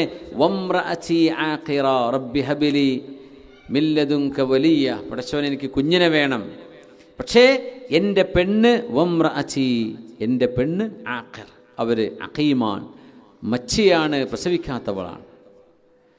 കുഞ്ഞിനെ കൊടുത്തു യഹ്യാ നബി അലൈഹി സ്വലാമിന്. ഫസ്തജബ്നാ ലഹ് എന്ന് അല്ലാഹു പറയാൻ, സക്കരിയ നബിക്ക് നാം ഉത്തരം കൊടുത്തു. വഅസ്ലഹ്നാ ലഹു സൗജഹു, അവരുടെ ഭാര്യയെ നാം നന്നാക്കി കൊടുക്കുകയും ചെയ്തു. ഭയങ്കര ഉഷാറായി, പിന്നെ ആരോഗ്യവും ഭംഗിയും ഒക്കെ ഉണ്ടായിരുന്നു. അവിടെ കുഞ്ഞുണ്ടായതിനു ശേഷം പറഞ്ഞത് സൗജ് എന്നാണ്. കുഞ്ഞില്ലാതിരിക്കുമ്പോൾ ഇമ്രഅത്ത് എന്ന് പറഞ്ഞു. കാഫിറായ പെണ്ണിനെ കുറിച്ചും ഇമ്രഅത്ത് എന്ന് പറയും. മുസ്ലിമത്തായ മക്കളുണ്ടായ പെണ്ണുങ്ങളെ സംബന്ധിച്ചാണ് സൗജത്ത് എന്ന് പറയാം. അത് ഖുർആനിൻ്റെ ഒരു ഭാഷയുടെ ഒരു അത്ഭുതമാണ്. ഇവിടെ അങ്ങനെ പറയുന്നത് കാരണം ഇവിടെ ദ അതർ സൈഡ് ഫറോവ കാഫിറാണ്, ഭാര്യയും ഭർത്താവും മുസ്ലിമാണ്. അതോടൊപ്പം ഭാര്യയ്ക്ക് കുഞ്ഞുണ്ടെങ്കിൽ സൗജത്ത് അല്ലെങ്കിൽ സൗജ് എന്ന് പറഞ്ഞാലും ആണിനും പെണ്ണിനും സൗജ് എന്ന് പറയും. പക്ഷെ ഇവിടെ ആസി ബീവി മുസ്ലിമച്ചാണ്, ഫറോവ കാഫിറാണ്. പക്ഷെ ആസി ബീവിക്ക് മക്കളുണ്ടായില്ല. അതുകൊണ്ട് തന്നെ അല്ലാഹു തആല ഇംറഅത ഫിർഔനിൻ്റെ ഭാര്യ, ഫിർഔന്റെ പെണ്ണ് എന്നർത്ഥത്തിൽ ഭാര്യ എന്നാണ് ഉദ്ദേശം. وضرب الله مثلا للذين آمنوا امرأة فرعون إذ قالت رب ابن لي عندك بيتا في الجنة ونجني من فرعون وعمله ونجني من القوم الظالمين ومريم ابنة عمران التي أحصنت فرجها فنفخنا فيه من روحنا وصدقت بكلمات ربها وكتبه وكانت من القانتين. سورة التحريم അവസാനിക്കുന്ന അങ്ങനെയാണ്. وضرب الله مثلا للذين آمنوا امرأة فرعون, സത്യവിശ്വാസികളായ ആണുങ്ങൾക്കും പെണ്ണുങ്ങൾക്കും ഉദാഹരണം ഫറോവയുടെ ഭാര്യയാണ് ആസിയ ബിൻത് മുസാഹിം റളിയല്ലാഹു അൻഹ. എന്താ കാരണം എന്നറിയോ? ഇത് ഖാലത്ത് റബ്ബി ഇബ്നി ലീ ഇൻദക ബൈതൻ ഫിൽ ജന്നഹ, പടച്ചവനെ നിന്റെ അരികത്ത് സ്വർഗ്ഗലോകത്ത് എനിക്കൊരു വീട് വേണം എന്ന് ചോദിച്ചവരാണവർ. വനജ്ജിനി മിൻ ഫിർഔന വഅമലിഹി, ഫറോവയിൽ നിന്നും ഫറോവയുടെ അദാബിൽ നിന്നും എന്നെ രക്ഷിക്കണമേ. വനജ്ജിനി മിനൽ ഖൗമിൽ ളാലിമീൻ, അക്രമികളായ ആളുകളുടെ അക്രമങ്ങളിൽ നിന്ന് എന്നെ ഒന്ന് രക്ഷപ്പെടുത്തി തരണേ, നിന്നിലേക്ക് എന്നെ ചേർക്കണേ എന്ന് അള്ളാഹുവിനോട് ദുആ ചെയ്ത മഹദിയാണ് ആസിയ ബീവി റളിയല്ലാഹു അൻഹ. വളരെ നിഷ്ഠൂരമായി കൊല ചെയ്യപ്പെട്ടവരാണവർ. മൂസാ നബി അള്ളാഹുവിൻ്റെ റസൂലാണെന്നും അള്ളാഹു എൻ്റെ റബ്ബാണെന്നും പറഞ്ഞതിൻ്റെ പേരിൽ കൊട്ടാരത്തിൽ നിന്ന് ഇറക്കി വിടപ്പെട്ടു. ഒരു വാടക വീട്ടിൽ നിന്ന് ഇറക്കി വിടപ്പെട്ടു, വീട്ടിൽ നിന്ന് ഇറക്കി വിടപ്പെട്ടു, കൊട്ടാരത്തിൽ നിന്ന് ഇറക്കി വിടപ്പെട്ടു. ഏതാ പ്രയാസം? കൊട്ടാരത്തിൽ നിന്ന് ഇറങ്ങുന്ന പെണ്ണിനാണ്. ആസിയ ബീവി റളിയല്ലാഹു അൻഹ അങ്ങനെ തെരുവിലേക്ക് ഇറക്കപ്പെട്ടു. എന്നിട്ട് പോലീസുകാരെ കൊണ്ട് ക്രൂരമായി മർദ്ദിക്കാൻ വേണ്ടി പറഞ്ഞു. അന്നേരം മഹദി ചെയ്ത ദുആയാണ്, അല്ലാഹു എനിക്ക് മർദ്ദനൊന്നും പ്രശ്നമില്ല, ഞാനത് സഹിക്കാം, പക്ഷേ നാളെ നിന്നെ എപ്പോഴും കാണാൻ കഴിയുന്ന ഒരിടത്ത് എനിക്ക് നീ സ്വർഗത്തിൽ ഇടം തരണം. അതാണ് സഅലത്തിൽ ജാറ ഖബല ദാർ, വീട് വേണമെന്ന് പറയുന്നതിന് മുമ്പ് അയൽപക്കം വേണം എന്ന് പറഞ്ഞ മഹദിയാണിതെന്ന് പറയാം. എന്തുകൊണ്ട്? റബ്ബി ഇബ്നി ലീ, എനിക്കുണ്ടാക്കി തരണം ഒരു വീട്, ഇൻദക നിന്റെ അരികത്ത് എനിക്കുണ്ടാക്കി തരണം, ബൈതൻ ഒരു വീട്. അള്ളാഹുവിനോട് ജാറാണ്, അയൽപക്കത്തെ ചോദിച്ചു, വീട് ചോദിക്കുന്നതിൻ്റെ മുമ്പ്. റബ്ബി ഇബ്നി ലീ ഇൻദക എന്ന് ആദ്യം എങ്ങനെ പറയാം? റബ്ബി ഇബ്നി ലീ ബൈതൻ ഇൻദക, എനിക്ക് വീട് വേണം നിന്റെ അടുത്ത്, അല്ല നിന്റെ അടുത്ത് വേണം ഒരു വീട്. രണ്ട് വ്യത്യാസമുണ്ട് വാക്കുകൾ. അങ്ങനെ പറഞ്ഞ മഹദിയാണ് ആസിയ ബീവി റളിയല്ലാഹു അൻഹ, വനജ്ജിനി മിന ഖൗമി ളാലിമീൻ.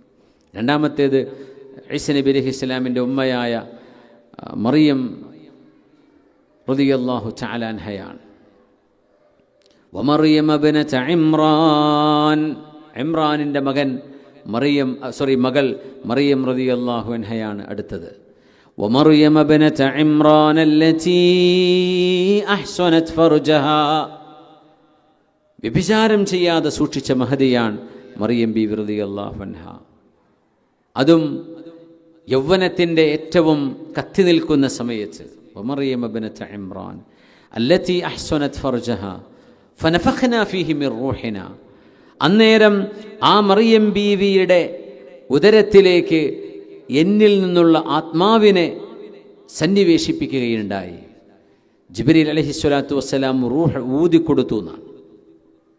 മറിയം ബീവിയെ ടച്ച് ചെയ്തിട്ട് പോലുമില്ല. മറിയം അലൈഹിസ്സലാം റളിയല്ലാഹു അൻഹ കുളി കഴിഞ്ഞ് വരുമ്പോൾ സുമുഖനായൊരു ചെറുപ്പക്കാരെ മുമ്പിൽ പ്രത്യക്ഷപ്പെടുന്നു, അല്ലേ? ഖാല മഅദല്ലാഹ് ഖാലത് അഊദു ബിർറഹ്മാനി മിൻക ഇൻ കുൻത തഖിയ്യാ, നീ അള്ളാഹിനെ ഭയപ്പെടുന്നില്ലടോ, എനിക്ക് അള്ളാഹുവിനെ പേടിയില്ലയോ? നീ അള്ളാഹിനെ പേടിക്കുന്ന ആളാണെങ്കിൽ അള്ളാഹുവിനോട് ഞാൻ കാവൽ ചോദിക്കുകയാണ്. അള്ളാഹിനെ പേടിക്കുന്ന ആളോട് പറഞ്ഞിട്ട് കാര്യമുള്ളൂ. ബീവി പറഞ്ഞു, ഞാൻ അള്ളാഹുവിൽ അഭയം തേടുകയാണ്, നീ അള്ളാഹുവിനെ പേടിക്കുന്ന ആളാണെങ്കിൽ. അപ്പോൾ പറഞ്ഞു, ഞാൻ പുരുഷനല്ല, ഞാനൊരാണുമല്ല, ഞാൻ മനുഷ്യനുമല്ല, ഞാൻ അള്ളാഹുവിൻ്റെ മാലാഖയാണ്. അങ്ങനെ ഒരു സുമുഖനായ ഒരാളെ പൊറ്റ കണ്ട കുട്ടികൾ എന്താ ഫോൺ നമ്പർ ഉണ്ടോ എന്നല്ല ചോദിക്കുക. മറിയം ബീവി റളിയല്ലാഹു അൻഹ പറയുന്നത്, നീ എൻ്റെ അരികത്തുനിന്ന് വിട്ടുപോ, അഊദു ബിർറഹ്മാൻ, കാരുണ്യവാനോട് ഞാൻ കാവൽ ചോദിക്കുകയാണ്, മിൻക, നിന്നിൽ നിന്നൊരു ഉപദ്രവം എനിക്കുണ്ടാവല്ലേ, നീ എൻ്റെ വഴിക്ക് വരല്ലേ, എന്നെ പോകാൻ അനുവദിക്കൂ എന്ന് പറഞ്ഞ് മറിയം അലൈഹിസ്സലാത്തു വസ്സലാം ആ കാണിച്ച ഡിസ്റ്റൻസിങ് അത് തഖ്വയുടേതാണ്. വസദ്ദഖത് ബികലിമാതി റബ്ബിഹാ വകുതുബിഹി വകാനത് മിനൽ ഖാനിതീൻ. തൗറാത്തിലും ഇഞ്ചീലിലും സബൂറിലും അള്ളാഹുവിൻ്റെ കിതാബുകൾ അന്നിറക്കപ്പെട്ട ഗ്രന്ഥങ്ങളിലെല്ലാം വിശ്വസിക്കുകയും അള്ളാഹുവിനെ ധാരാളമായി ഇബാദത്ത് ചെയ്തിരുന്ന ഒരു മഹദിയായിരുന്നു മറിയം റളിയല്ലാഹു അൻഹ. ഈസാ അലൈഹിസ്സലാമിനെ ഗർഭം ധരിക്കുമ്പോൾ 14 വയസ്സായിരുന്നുവെന്ന ചരിത്രമുണ്ട്. അല്ല, 17 ആയിരുന്നു, പക്ഷെ 14 വയസ്സായിരുന്നു എന്ന പ്രബലമായ അഭിപ്രായം. ആ ഒരു കൊച്ചുപ്രായം മറിയം അലൈഹിസ്സലാത്തു വസ്സലാം ഈസാ നബി അലൈഹിസ്സലാമിന് ജന്മം നൽകുന്ന സമയം മഹദി റളിയല്ലാഹു അൻഹ കാണിച്ച ത്യാഗവും അള്ളാഹുവിനോട് കാണിച്ച ക്ഷമയും വല്ലാണ്ട് പ്രയാസപ്പെട്ടു പോയിട്ടുണ്ട്. അവിടെ നിരപരാധിയാണ്, തെറ്റുകൾ ചെയ്തിട്ടില്ല, പക്ഷേ ആരോപണങ്ങൾക്ക് വിധേയമായി. ഒരു തെറ്റും ചെയ്തിട്ടില്ല, പക്ഷേ ആളുകൾ ആരോപിക്കാൻ തുടങ്ങി. മനുഷ്യന്മാർക്ക് ലൈസൻസ് ഒന്നുമില്ലല്ലോ, എന്തും പറയാലോ. ഫനഫഖനാഹു മിർ റൂഹിനാ വസദ്ദഖത് ബികലിമാതി റബ്ബിഹാ വകുതുബിഹി വകാനത് മിനൽ ഖാനിതീൻ. ഇങ്ങനെ 2 മഹദികളെ ലോകത്ത് വരാൻ പോകുന്ന ആണും പെണ്ണുമായ മുഅ്മിനിന് ഉദാഹരണം അല്ലാഹു വെച്ചു. 2 പെണ്ണുങ്ങളാണ്, 2 സൈഡും, കുഫറിൻ്റെ സൈഡും പെണ്ണുങ്ങളാ ഉദാഹരണം, ഈമാനിൻ്റെ സൈഡും അവർ തന്നെയാണ്. അത് അമ്പിയാക്കന്മാരുടെ ഭാര്യമാരായിരുന്നവർ 2 പേർ കാഫിറുകൾക്ക് ഉദാഹരണം. ഇപ്പുറത്ത് ഒന്ന് ഫറോവയുടെ ഭാര്യയാണ്. നോക്കണം, കുഫറിൻ്റെ പക്ഷമാണ് ഭർത്താവ്. മറിയം അലൈഹിസ്സലാത്തു വസ്സലാം പിന്നെ ഭർത്താവില്ല. വലിയൊരു ചാലഞ്ച് അനുഭവിച്ച് ജീവിച്ച മഹദി മറിയം അലൈഹിസ്സലാം. അങ്ങനത്തെ ഒരു ഉപകാരം അള്ളാഹു മറിയം ആസിയ ബീവി റളിയല്ലാഹു അൻഹയ്ക്ക് നൽകി. പെണ്ണുങ്ങളിൽ നിന്ന് ഖമാലിലേക്ക് എത്തിയ ആളുകൾ വിരലെണ്ണാവുന്ന ആളുകളാണ്. അവരിലൊന്ന് ഖദീജ ബിൻത് ഖുവൈലിദ് റളിയല്ലാഹു അൻഹ, ഫാത്തിമ ബിൻത് മുഹമ്മദിൻ സല്ലല്ലാഹു അലൈഹി വസല്ലം ഹബീബിൻ്റെ മോളായ ഫാത്തിമ റളിയല്ലാഹു അൻഹ, മറിയം ബിൻത് ഇമ്രാൻ ആസിയ ബിൻത് മുസാഹിം. ഈ 4 മഹദികൾ പെണ്ണുങ്ങളിൽ ഔന്നത്യം പ്രാപിച്ചവരാണ് എന്ന് റസൂലുള്ളാഹി സ്വല്ലല്ലാഹു അലൈഹി വസല്ലം. ഖമുല മിനർ റിജാലി കസീർ, പുരുഷന്മാരിൽ ഒരുപാട് പേർ ഖമാലിൻ്റെ മഖാമിലേക്ക് എത്തിയിട്ടുണ്ട്. ഒരുപാട് ആളുകൾ, അമ്പിയാക്കന്മാരും ഔലിയാക്കന്മാരും അഖ്താബുകളും നുജബാഉകളുമായ ആളുകൾ ഖമാലിലേക്ക് എത്തിയിട്ടുണ്ട്. പക്ഷെ പെണ്ണുങ്ങളിൽ ഖമാലിലേക്ക് എത്തിയ ആളുകൾ കുറവാണ്. അവരിൽ ഏറ്റവും ഉന്നതിയിൽ നിൽക്കുന്ന 4 മഹദികളാണ്. അതിൽപ്പെട്ട മഹദിയാണ് ഈ ആസിയ ബീവി റളിയല്ലാഹു അൻഹ. ആസിയ ബീവിയും മൂസ നബി അലൈഹിസ്സലാമും തമ്മിൽ മിനിമം 40 വർഷത്തിൻ്റെ വ്യത്യാസം ഉണ്ടാവും. 40-ാമത്തെ വയസ്സിലാണ് മൂസ നബി നബുവത്ത് പ്രാപിക്കുന്നത്. കൊച്ചുകുട്ടിയായിരുന്നപ്പോഴേ ആസിയ ബീവി മൂസ നബി അലൈഹിസ്സലാമിനെ എടുത്ത് വളർത്തുന്നത്. അത് കഴിഞ്ഞ് 40 കൊല്ലം കഴിഞ്ഞല്ലേ നബിയാവുന്നത്.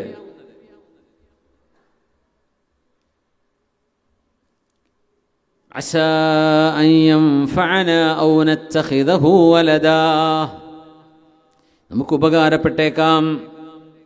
ഖുർറത്തു ഐനിൻ ലീ വലക്. അങ്ങനെ ആസിയ ബീവിയുടെ മനസ്സിൽ മൂസ നബി അലൈഹിസ്സലാം എന്ന ഈ അറിയപ്പെടാത്ത അൺനോൺ അബാൻഡൻ ബേബി, ഈ കുഞ്ഞിനോട് അങ്ങനെ ഒരു സ്നേഹമുണ്ടാവാൻ കാരണമെന്ത്? അതിന് കാരണം എന്താണെന്നറിയോ? വഅൽഖൈതു അലൈക മഹബ്ബതൻ മിന്നി വലിതുസ്നഅ അലാ ഐനി. അല്ലാഹു പറയാണ്, മൂസ നബിയെ, നിങ്ങൾക്കുമേൽ എൻ്റെ സ്നേഹം ഞാൻ ഇട്ടുതരികയുണ്ടായി. ആര് മൂസ നബിയെ കണ്ടാലും ആ കുഞ്ഞിനോട് സ്നേഹം തോന്നും. കുട്ടിപ്രായത്തിലെ മൂസ അലൈഹിസ്സലാമിനെ ആര് കണ്ടാലും ആ കുഞ്ഞിനോട് സ്നേഹം തോന്നും. അങ്ങനെ ഒരു സ്നേഹം ആസിയ ബീവിക്ക് തോന്നി, ഫറോവക്കും തോന്നി. അല്ലെങ്കിൽ എന്താണ്, ഭാര്യയല്ലേ പറയുന്നത്, അയാൾക്ക് വേണമെങ്കിൽ അയാളുടെ നിയമം നടപ്പാക്കാം, ആ കുഞ്ഞിനെ കൊല്ലാം. പക്ഷെ ഫറോവയുടെ മനസ്സിൽ എവിടെയോ ആ കുഞ്ഞിനോടൊരു സിമ്പതി തോന്നുകയുണ്ടായി. കുഞ്ഞിനെ കൊട്ടാരത്തിൽ കൊണ്ടുവന്നു. നോക്കണം, ഒരു ദിവസം പോലും ആ ഉമ്മയിൽ നിന്ന് കുഞ്ഞ് മാറിയിട്ടില്ല എന്നത് അത്ഭുതം. മൂസ നബി ഇസ്ലാമിൻ്റെ ഉമ്മയോട് അല്ലാഹു പറയുന്നത് എന്താ? ആ കുഞ്ഞിനെ നിങ്ങൾ വെള്ളത്തിൽ ഒഴുക്കി കളഞ്ഞോളൂ. ഇന്നാ റാദ്ദൂഹു ഇലൈകി വജാഇലൂഹു മിനൽ മുർസലീൻ. ഞാൻ ആ കുഞ്ഞിനെ നിങ്ങളിലേക്ക് തിരിച്ചു കൊണ്ടുവരികയും ആ കുഞ്ഞിനെ ഒരു പ്രവാചകനായി വളർത്തുകയും ചെയ്യും. അതുകൊണ്ട് ധൈര്യമായിട്ട് വിട്ടോളിന്നു. ഉമ്മാക്ക് സന്തോഷമായി. ഒന്ന്, കുഞ്ഞ് തിരിച്ചു വരും എന്ന് പറയുന്നു. മറ്റൊന്ന്, ആ കുഞ്ഞ് നബിയായിട്ടാണ് വരുന്നത്. ആ നുബുവത്തും അതുപോലെ തന്നെ ആ കുഞ്ഞിൻ്റെ വളർച്ചയും കുഞ്ഞ് ഉമ്മയിലേക്ക് തിരിച്ച് കൊട്ടാരത്തിലെത്തിയപ്പോൾ ഈ കുഞ്ഞിനെ എല്ലാവരും ശ്രദ്ധിക്കാൻ തുടങ്ങി. കുഞ്ഞിങ്ങനെ കരയാണ്, പാല് കുടിക്കുന്ന കുഞ്ഞാണ്. അവിടെ പാല് കൊടുക്കാൻ പറ്റുന്ന പെണ്ണുങ്ങളൊക്കെ വന്നു നോക്കി, ഒരൊറ്റ പെണ്ണിൻ്റെയും പാല് കുടിക്കുന്നില്ല. മൂസ നബി അലൈഹിസ്സലാം കരയാണ്. വൽഖൈതു അലൈക മഹബ്ബതൻ മിന്നി, എന്നിൽ നിന്നുള്ള പ്രത്യേകമായ മഹബ്ബത്ത് മൂസ നബിയെ നിങ്ങൾക്ക് മേൽ ഞാൻ ഇട്ട് തന്നിട്ടുണ്ടല്ലോ. മൂസ നബിയെ കാണുന്നവരൊക്കെ പാവം കുഞ്ഞ്, ഇതിനെന്തെങ്കിലും കൊടുക്കണ്ടേ, ഇത് തൊണ്ട പറ്റി മരിച്ചു പോകൂലേ, ഈ കുഞ്ഞ് ഇങ്ങനെ കരഞ്ഞാൽ എന്താവും? എല്ലാവർക്കും ടെൻഷനായി. എല്ലാവരും കാസർഗോഡ് ഭാഷ പറഞ്ഞ ബേജാറായി, ആകെ ബേജാറായി. എന്ത് ചെയ്യും? അങ്ങനെ അവർ ഓടുകയാണ്, മുല കൊടുക്കാൻ പറ്റുന്ന ആ പെണ്ണുങ്ങളെയും അന്വേഷിച്ച്. ഓരോരുത്തരും കുഞ്ഞു കുടിക്കൂല, വായ തൊടൂല. അപ്പോഴാണ് മൂസ നബി അലൈഹി ഇസ്ലാമിൻ്റെ പെങ്ങള് മറിയം എന്ന് പറയുന്ന പെങ്ങള്, മൂസ നബിക്ക് പെങ്ങളുടെ പേര് മറിയം എന്നാണ്. വഖാലത് ലിഉഖ്തിഹി ഖുസ്സീഹി, മൂസ നബിയുടെ സഹോദരിയോട്, തൻ്റെ മോളോട് ആ ഉമ്മ പറഞ്ഞു, ഖുസ്സീഹി, മോളെ, നിന്റെ അനുജൻ്റെ, കൊച്ചനുജൻ്റെ, പിഞ്ചു പൈതലിൻ്റെ കഥ നിങ്ങൾ ശരിക്ക് അറിയണം, കൂടെ പോകണം. ഫബസുറത് ബിഹി അൻ ജുനുബിൻ, ദൂരെ നിന്ന് ഈ കുഞ്ഞിൻ്റെ പേടകം എടുത്തു കൊണ്ടുപോകുന്നത് അത് കൊട്ടാരത്തിലേക്കാണെന്നും ഈ മോള് മറിയമെന്ന ജ്യേഷ്ഠത്തി കാണുകയാണ്. അതിൽ അത്ഭുതമുണ്ട്. നേരത്തെ നമ്മൾ കാര്യം പറയാൻ മറന്നുപോയി. ഫറോവയോട് ആളുകൾ പറഞ്ഞു, എന്ത് ഇങ്ങനെ എല്ലാവരും കൊല്ലാൻ നിന്നാൽ നിങ്ങൾക്ക് അടിമ വേല ചെയ്യാൻ അടുത്ത ജനറേഷൻ ഉണ്ടാവില്ല. അത് കഴിഞ്ഞിട്ട് പിന്നെ നമ്മളങ്ങോട്ടോ പോയത്?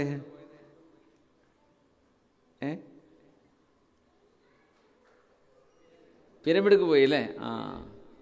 അപ്പോൾ ഈ പണിയൊക്കെ ചെയ്യാൻ ആളുകൾ വേണ്ടേ എന്ന് പറഞ്ഞപ്പോൾ അവിടെ ഒരു തീരുമാനമുണ്ടായി. ഫറോവ തന്നെ പറഞ്ഞു, എന്നാൽ ഒരു കാര്യം ചെയ്യാം, 1 വർഷം നമ്മൾ കൊല്ലും, അടുത്ത വർഷം കൊല്ലൂല, പിറ്റത്തെ വർഷം കൊല്ലും.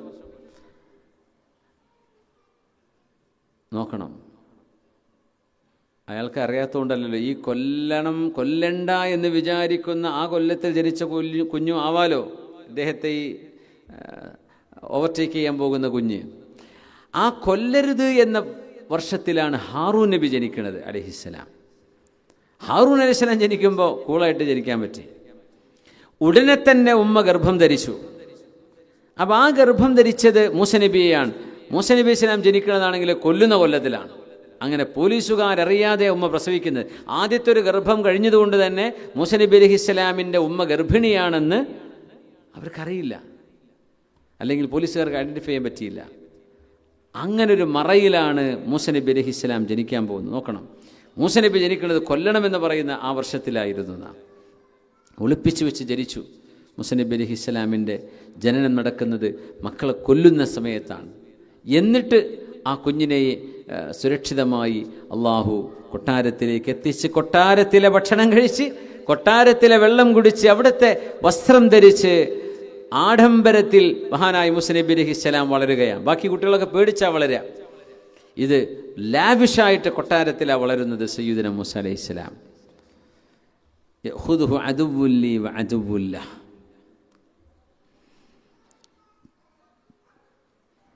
وقالت لأخته قصيه فبصرت به عن جنب وهم لا يشعرون وحرمنا عليه المراضع من قبل. മുല കൊടുക്കുന്ന പെണ്ണുങ്ങളെ മുഴുവനും മൂസ നബി അലൈഹിസ്സലാമിന് നാം നിഷിദ്ധമാക്കി. എന്ന് പറഞ്ഞാൽ ഒരാൾ പാല് കൊടുത്താലും ഈ കുഞ്ഞ് കുടിക്കൂല.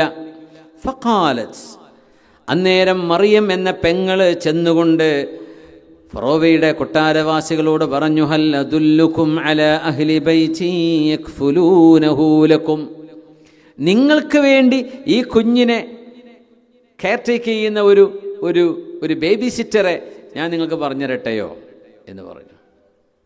ഹൽ അദുല്ലുക്കും അലാ അഹ്ലി ബൈതിൻ യക്ഫുലൂനഹു ലക്കും വഹും ലഹു നാസിഹൂൻ.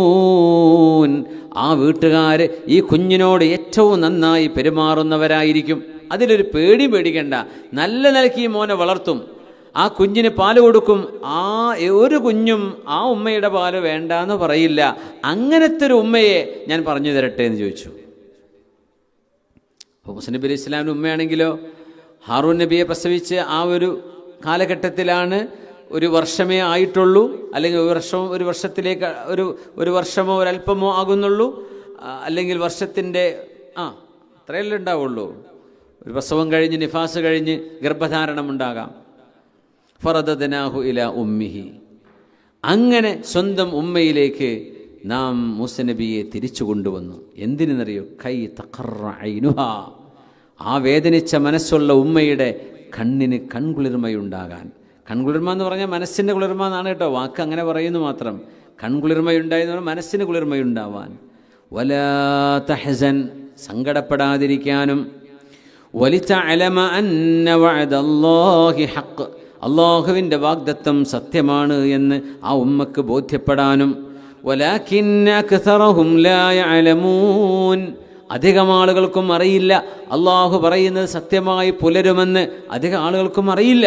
പക്ഷേ ഉമ്മയ്ക്ക് അറിയാനും ബോധ്യപ്പെടാനും വേണ്ടി മൂസ നബി അലൈഹിസ്സലാമിനെ ആ ഉമ്മയുടെ കയ്യിലേക്ക് നാം ഏൽപ്പിക്കുകയുണ്ടായി.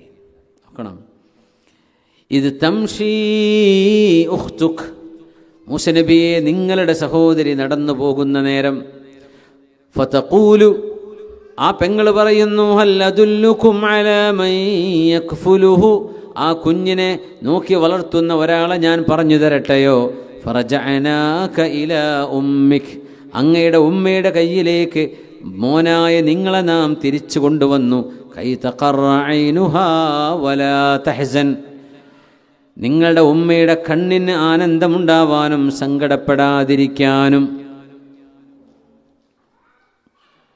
അങ്ങനെ സയ്യിദുനാ മൂസ അലൈഹിസ്സലാം അള്ളാഹുവിൻ്റെ ശത്രുവായ ഫറോവയുടെ കൊട്ടാരത്തിൽ അവൻ്റെ മൂക്കിൻ്റെ മുമ്പിൽ നിന്നുകൊണ്ട് വളരുകയാണ് സയ്യിദുനാ മൂസ അലൈഹിസ്സലാം. വലമ്മാ ബലഗ അശുദ്ധഹു വസ്തവാ ആതൈനാഹു ഹുക്മൻ വഇൽമാ വകദാലിക നജ്സിൽ മുഹ്സിനീൻ. വലമ്മാ ബലഗ അശുദ്ധഹു വസ്തവാ, മൂസ നബി അലൈഹിസ്സലാം അവർക്ക് ശരീരത്തിന് കായബലമുണ്ടാവുകയും വസ്തവ, ഒരു പൂർണ്ണ മനുഷ്യനായി മാറുകയും ചെയ്തപ്പോൾ ആതൈനാഹു ഹുക്മൻ വഇൽമാ, നാം അറിവും ഹിക്മത്തും നൽകുകയുണ്ടായി മൂസ നബി അലൈഹിസ്സലാമിന്.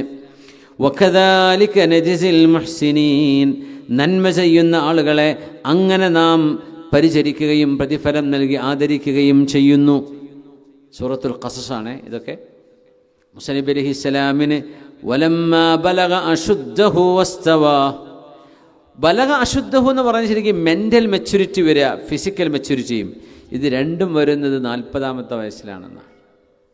40 വയസ്സാകുമ്പോഴേ മനുഷ്യന് മെൻ്റൽ മെച്യൂരിറ്റി ആവുള്ളൂ. അതുവരെ ഗ്രോയിങ് സ്റ്റേജാണ്. ഫിസിക്കലി അങ്ങനെയാണ്. ആ ഒരു 40 വയസ്സ് പൂർത്തിയാകുമ്പോഴാണ് അത് 40 വയസ്സിൻ്റെ പ്രത്യേകതയെ സംബന്ധിച്ചുള്ള സ്റ്റഡിയുണ്ട്. അതിനെ സംബന്ധിച്ചുള്ളൊരു റിസർച്ച് പേപ്പർ ഞാൻ വായിച്ചിരുന്നു. അതിൽ വ്യക്തമായി പറയുന്നുണ്ട് മനുഷ്യൻ്റെ ഡിസിഷൻ മേക്കിംഗ്, തീരുമാനമെടുക്കുക, ആ തീരുമാനം ശരിയാവുന്നത്, ക്ലിയർ വിഷൻ, മനുഷ്യൻ്റെ ഇമോഷൻസിനെ ബാലൻസ് ചെയ്യാൻ കഴിയുന്നത്, ഇതൊക്കെ 40 എത്തുമ്പോഴേ സാധിക്കുള്ളൂ. 40ൻ്റെ മുമ്പ് നമ്മളൊന്ന് ആലോചിച്ച് നോക്കൂ. നമ്മൾ ചിലപ്പോൾ ചെയ്തു കൂട്ടിയതും ചില അബദ്ധങ്ങളൊക്കെ ഉണ്ടാവും, ചിലതല്ല ചിലപ്പോൾ കുറേ ഉണ്ടാവും. 40 കഴിഞ്ഞാൽ മനുഷ്യന് മെച്യൂരിറ്റി വരുന്നതാണ്. ശരീരവും ബുദ്ധിയും ഒരുപോലെ മെച്യൂറാകുന്ന പ്രായം 40 അതുകൊണ്ടാണ് പ്രവാചകന്മാർക്ക് അല്ലാഹു 40-ാമത്തെ വയസ്സിലാണ് നുബുവത്ത് നൽകുന്നത്. അതുകൊണ്ട് തന്നെ ആരും തന്നെ ആ ഒരു മനുഷ്യൻ്റെ ഏജ് കണ്ടെങ്കിലും ആൾ ഇമ്മച്യൂറാണെന്ന് പറയില്ല. കാരണം മെച്യൂരിറ്റി വരുന്ന മനുഷ്യൻ്റെ ബോധ്യമുള്ളൊരു ഏജാണ് 40. പണ്ടൊക്കെ 40 വയസ്സായ നമ്മൾ നാട്ടുകാരൊക്കെ പച്ച ബെൽറ്റും വെള്ളക്കുപ്പായൊക്കെ ഇടാൻ തുടങ്ങും അല്ലേ? ഒരു കാരണവരെ ആവും 40 ആവുമ്പോൾ. അങ്ങനെയല്ലേ മാറൂഫ് നാട്ടിലൊക്കെ അല്ലേ? അന്നൊക്കെ നാട്ടിൽ കുറേ കാരണന്മാരുണ്ട് പച്ച ബെൽറ്റൊക്കെ കിട്ടുന്ന ആൾക്കാർ. ഇപ്പം ഒന്നും കാണുന്നില്ലല്ലേ? ഇപ്പോൾ വല്ല നാടകത്തിലൊക്കെ ഉണ്ടാവുള്ളൂ പച്ച ബെൽറ്റ്.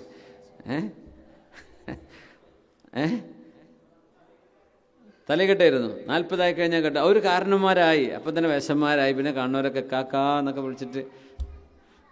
ഞാൻ കഴിഞ്ഞ ആഴ്ച സ്ഥലത്ത് പോയി. അപ്പോൾ തമാശ പറയല്ല, അപ്പോൾ ആ നാട്ടിലൊന്നും പ്രായമുള്ള ആൾക്കാരില്ല ഉസ്താദേ എന്ന് പറയാണ്. ഈ പറയുന്ന ആൾക്ക് 70 വയസ്സായിട്ടുണ്ട്. അപ്പോൾ എല്ലാ ചെറുപ്പക്കാരല്ലേ, ഓരോട് പോയി നമ്മളെന്ത് വിഷം പറയാനാ? അവർക്ക് എന്ത് നമ്മൾ കേൾക്കാൻ നിൽക്കൂലല്ലോ. അവരോട് എന്ത് വർത്താനം പറയണം? അവർ നമ്മൾ ശ്രദ്ധിക്കൂലല്ലോ, ചെറുപ്പക്കാരല്ലേ. നമുക്കൊരു ഇക്കാക്കാന്ന് പറഞ്ഞിട്ടൊരു കാര്യം പറയാൻ ഒരു മുതിർന്ന ആളുകൾ നാട്ടിലില്ല. ഞാൻ പറഞ്ഞ ആൾക്കാരിപ്പോൾ നിങ്ങൾ തന്നെയാണ്. പക്ഷെ 40 പണ്ടത്തെ കാലത്ത് അങ്ങനെയല്ല. അവർ മുതിർന്ന ആളുകൾ, ഒരു കാരണന്മാരും ആ കല്യാണത്തിന് കലണ്ടറൊക്കെ പൊക്കലും നിശ്ചയത്തിനൊക്കെ ഉണ്ട് 4 നടക്കലും അങ്ങോട്ടും ഇങ്ങോട്ടും. എന്നാൽ പിന്നെ തീരുമാനിച്ചാൽ പറയല്ലേ, എന്തോ ഒരു മെച്യൂരിറ്റി അവരങ്ങ് ബോധിക്കുകയാണ് അല്ലേ? ഇപ്പോൾ 40 അങ്ങനെയൊന്നും 40 വ്ളോഗ്സും അതും ഇതും വീഡിയോസൊക്കെ ഇട്ടിട്ട് നടക്കല്ലേ ആൾക്കാർ. ആ ഒരു പക്വതയുടെ ടൈം ആയിട്ടുണ്ട് എന്ന് നമ്മൾ തിരിച്ചറിയുന്ന പോലുമില്ല. സുബ്ഹാനല്ലാഹ്. വലമ്മാ ബലഗ അശുദ്ധഹു വസ്സവാ ആതൈനാഹു ഹുക്മൻ വഇൽമാ. അതുകൊണ്ട് തന്നെ ഇൽമും ഹിക്മത്തും അല്ലാഹു തആല നൽകുന്ന വലിയൊരു ഓഹരി മനുഷ്യന് ദിവ്യമായ അല്ലാഹു സുബ്ഹാനഹു വതആല നൽകുന്ന ചില ഫഹമുകളൊക്കെ വരാൻ സാധ്യത കൂടുതലും 40ൻ്റെ ശേഷമാണ്. കാരണം ആ 40 വരെ ഇബാദത്ത് ചെയ്തൊരു മനുഷ്യൻ്റെ ജീവിതത്തിൻ്റെ വിശുദ്ധി ആലോചിച്ച് നോക്കൂ. 40 കഴിഞ്ഞിട്ടും കുരുത്തക്കേടും നിർത്തിയിട്ടില്ലെങ്കിൽ യുഖ്ഷ അലൈഹി സൂഉൽ ഖാത്തിമ, അവർക്ക് മരണം സംഭവിക്കുമ്പോൾ മോശപ്പെട്ട മരണമാവുമോ എന്ന് പേടിക്കണമെന്നാണ്. അല്ലാഹു കാവൽ നൽകട്ടെ. ആമീൻ യാ റബ്ബൽ ആലമീൻ. അല്ലാഹു മൂസാ നബി അലൈഹിസ്സലാം നുബുവത്ത് കൊടുക്കുകയാണ്. പക്ഷെ ആ നുബുവത്തിൻ്റെ മുമ്പ് മൂസാ നബി അലൈഹിസ്സലാമിൻ്റെ കയ്യിൽ നിന്നൊരു കയ്യബദ്ധമുണ്ടായി. ആ കയ്യബദ്ധത്താൽ ഒരു ഖിബ്ചിയായ മനുഷ്യന് ജീവൻ നഷ്ടപ്പെടുകയുണ്ടായി.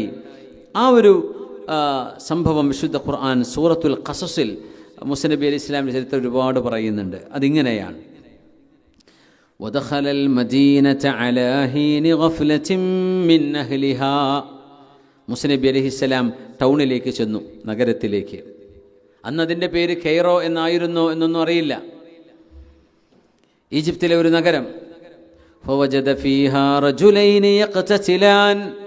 അവിടെ 2 ആളുകൾ തമ്മിൽ ഫൈറ്റ് ചെയ്യുന്നത് കണ്ടു, അടിപിടി കൂടാണ്. ഹാദാ മിൻ ഷിഅതിഹി വഹാദാ മിൻ അദുവിഹി. ഇത് മൂസാ നബി അലൈഹി ഇസ്ലാമിൻ്റെ പക്ഷക്കാരനാണ്. ഷിഅ എന്ന് പറഞ്ഞാൽ ഷിഅത്തു അലി, അലി തങ്ങളുടെ പക്ഷം ചേർന്നവർ എന്ന് സ്വയം വാദിച്ചവരെയാണ് ഷിയാക്കൾ എന്ന് പറയാം. ഷിഅ എന്ന് പറഞ്ഞാൽ വിഭാഗം, സ്വന്തക്കാരെന്ന് പറയില്ലേ, ഹാദാ മിൻ ഷിഅതിഹി, ഇത് സ്വന്തക്കാരിൽപ്പെട്ട ആളാണ്, ഒന്ന് ബനു ഇസ്രായേലിൽപ്പെട്ട ആളാണ്. വഹാദാ മിൻ അദുവ്വിഹി, മറ്റേയാളോ മൂസ നബിയുടെ ശത്രുവുമാണ്. ഫസ്തഗാഥഹു അല്ലദീ മിൻ ഷിഅതിഹി അലല്ലദീ മിൻ അദുവ്വിഹി, മൂസ നബി അലൈഹി ഇസ്ലാമിൻ്റെ ബനു ഇസ്രായേലുകളിൽപ്പെട്ട ആള് തൻ്റെ എതിർകക്ഷിയായ ആളിനെതിരായി തന്നെ സഹായിക്കണമെന്ന് സഹായം ചോദിച്ചു മൂസ നബിയോട്. എന്നെ സഹായിക്കണേ, ഓടി വരണേ എന്ന് ഇയാൾ വിളിച്ചു പറയും ചെയ്യാണ്.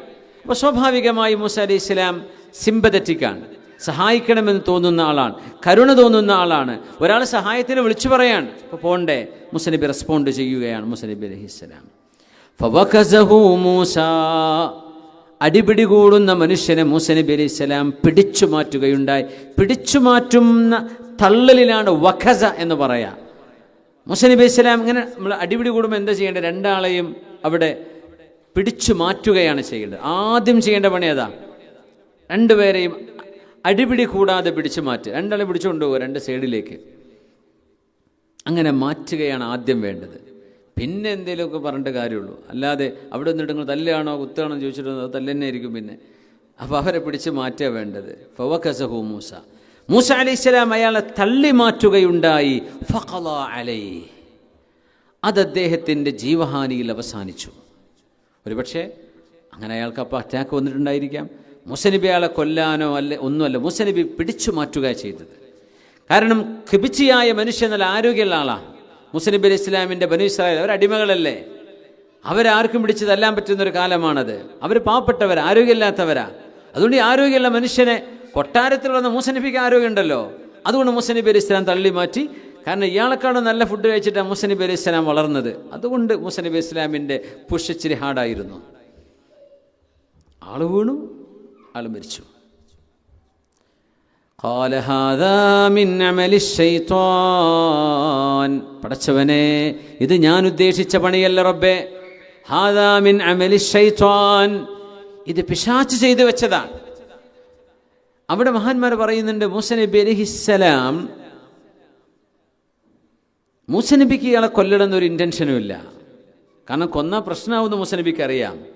ഫിർഔൻ്റെ ആൾക്കാരല്ലേ, ഫിർഔൻ്റെ ആളുകളിൽ അത് കേസാകും. മൂസ നബി അലൈഹി ഇസ്ലാമിന് അറിയാം.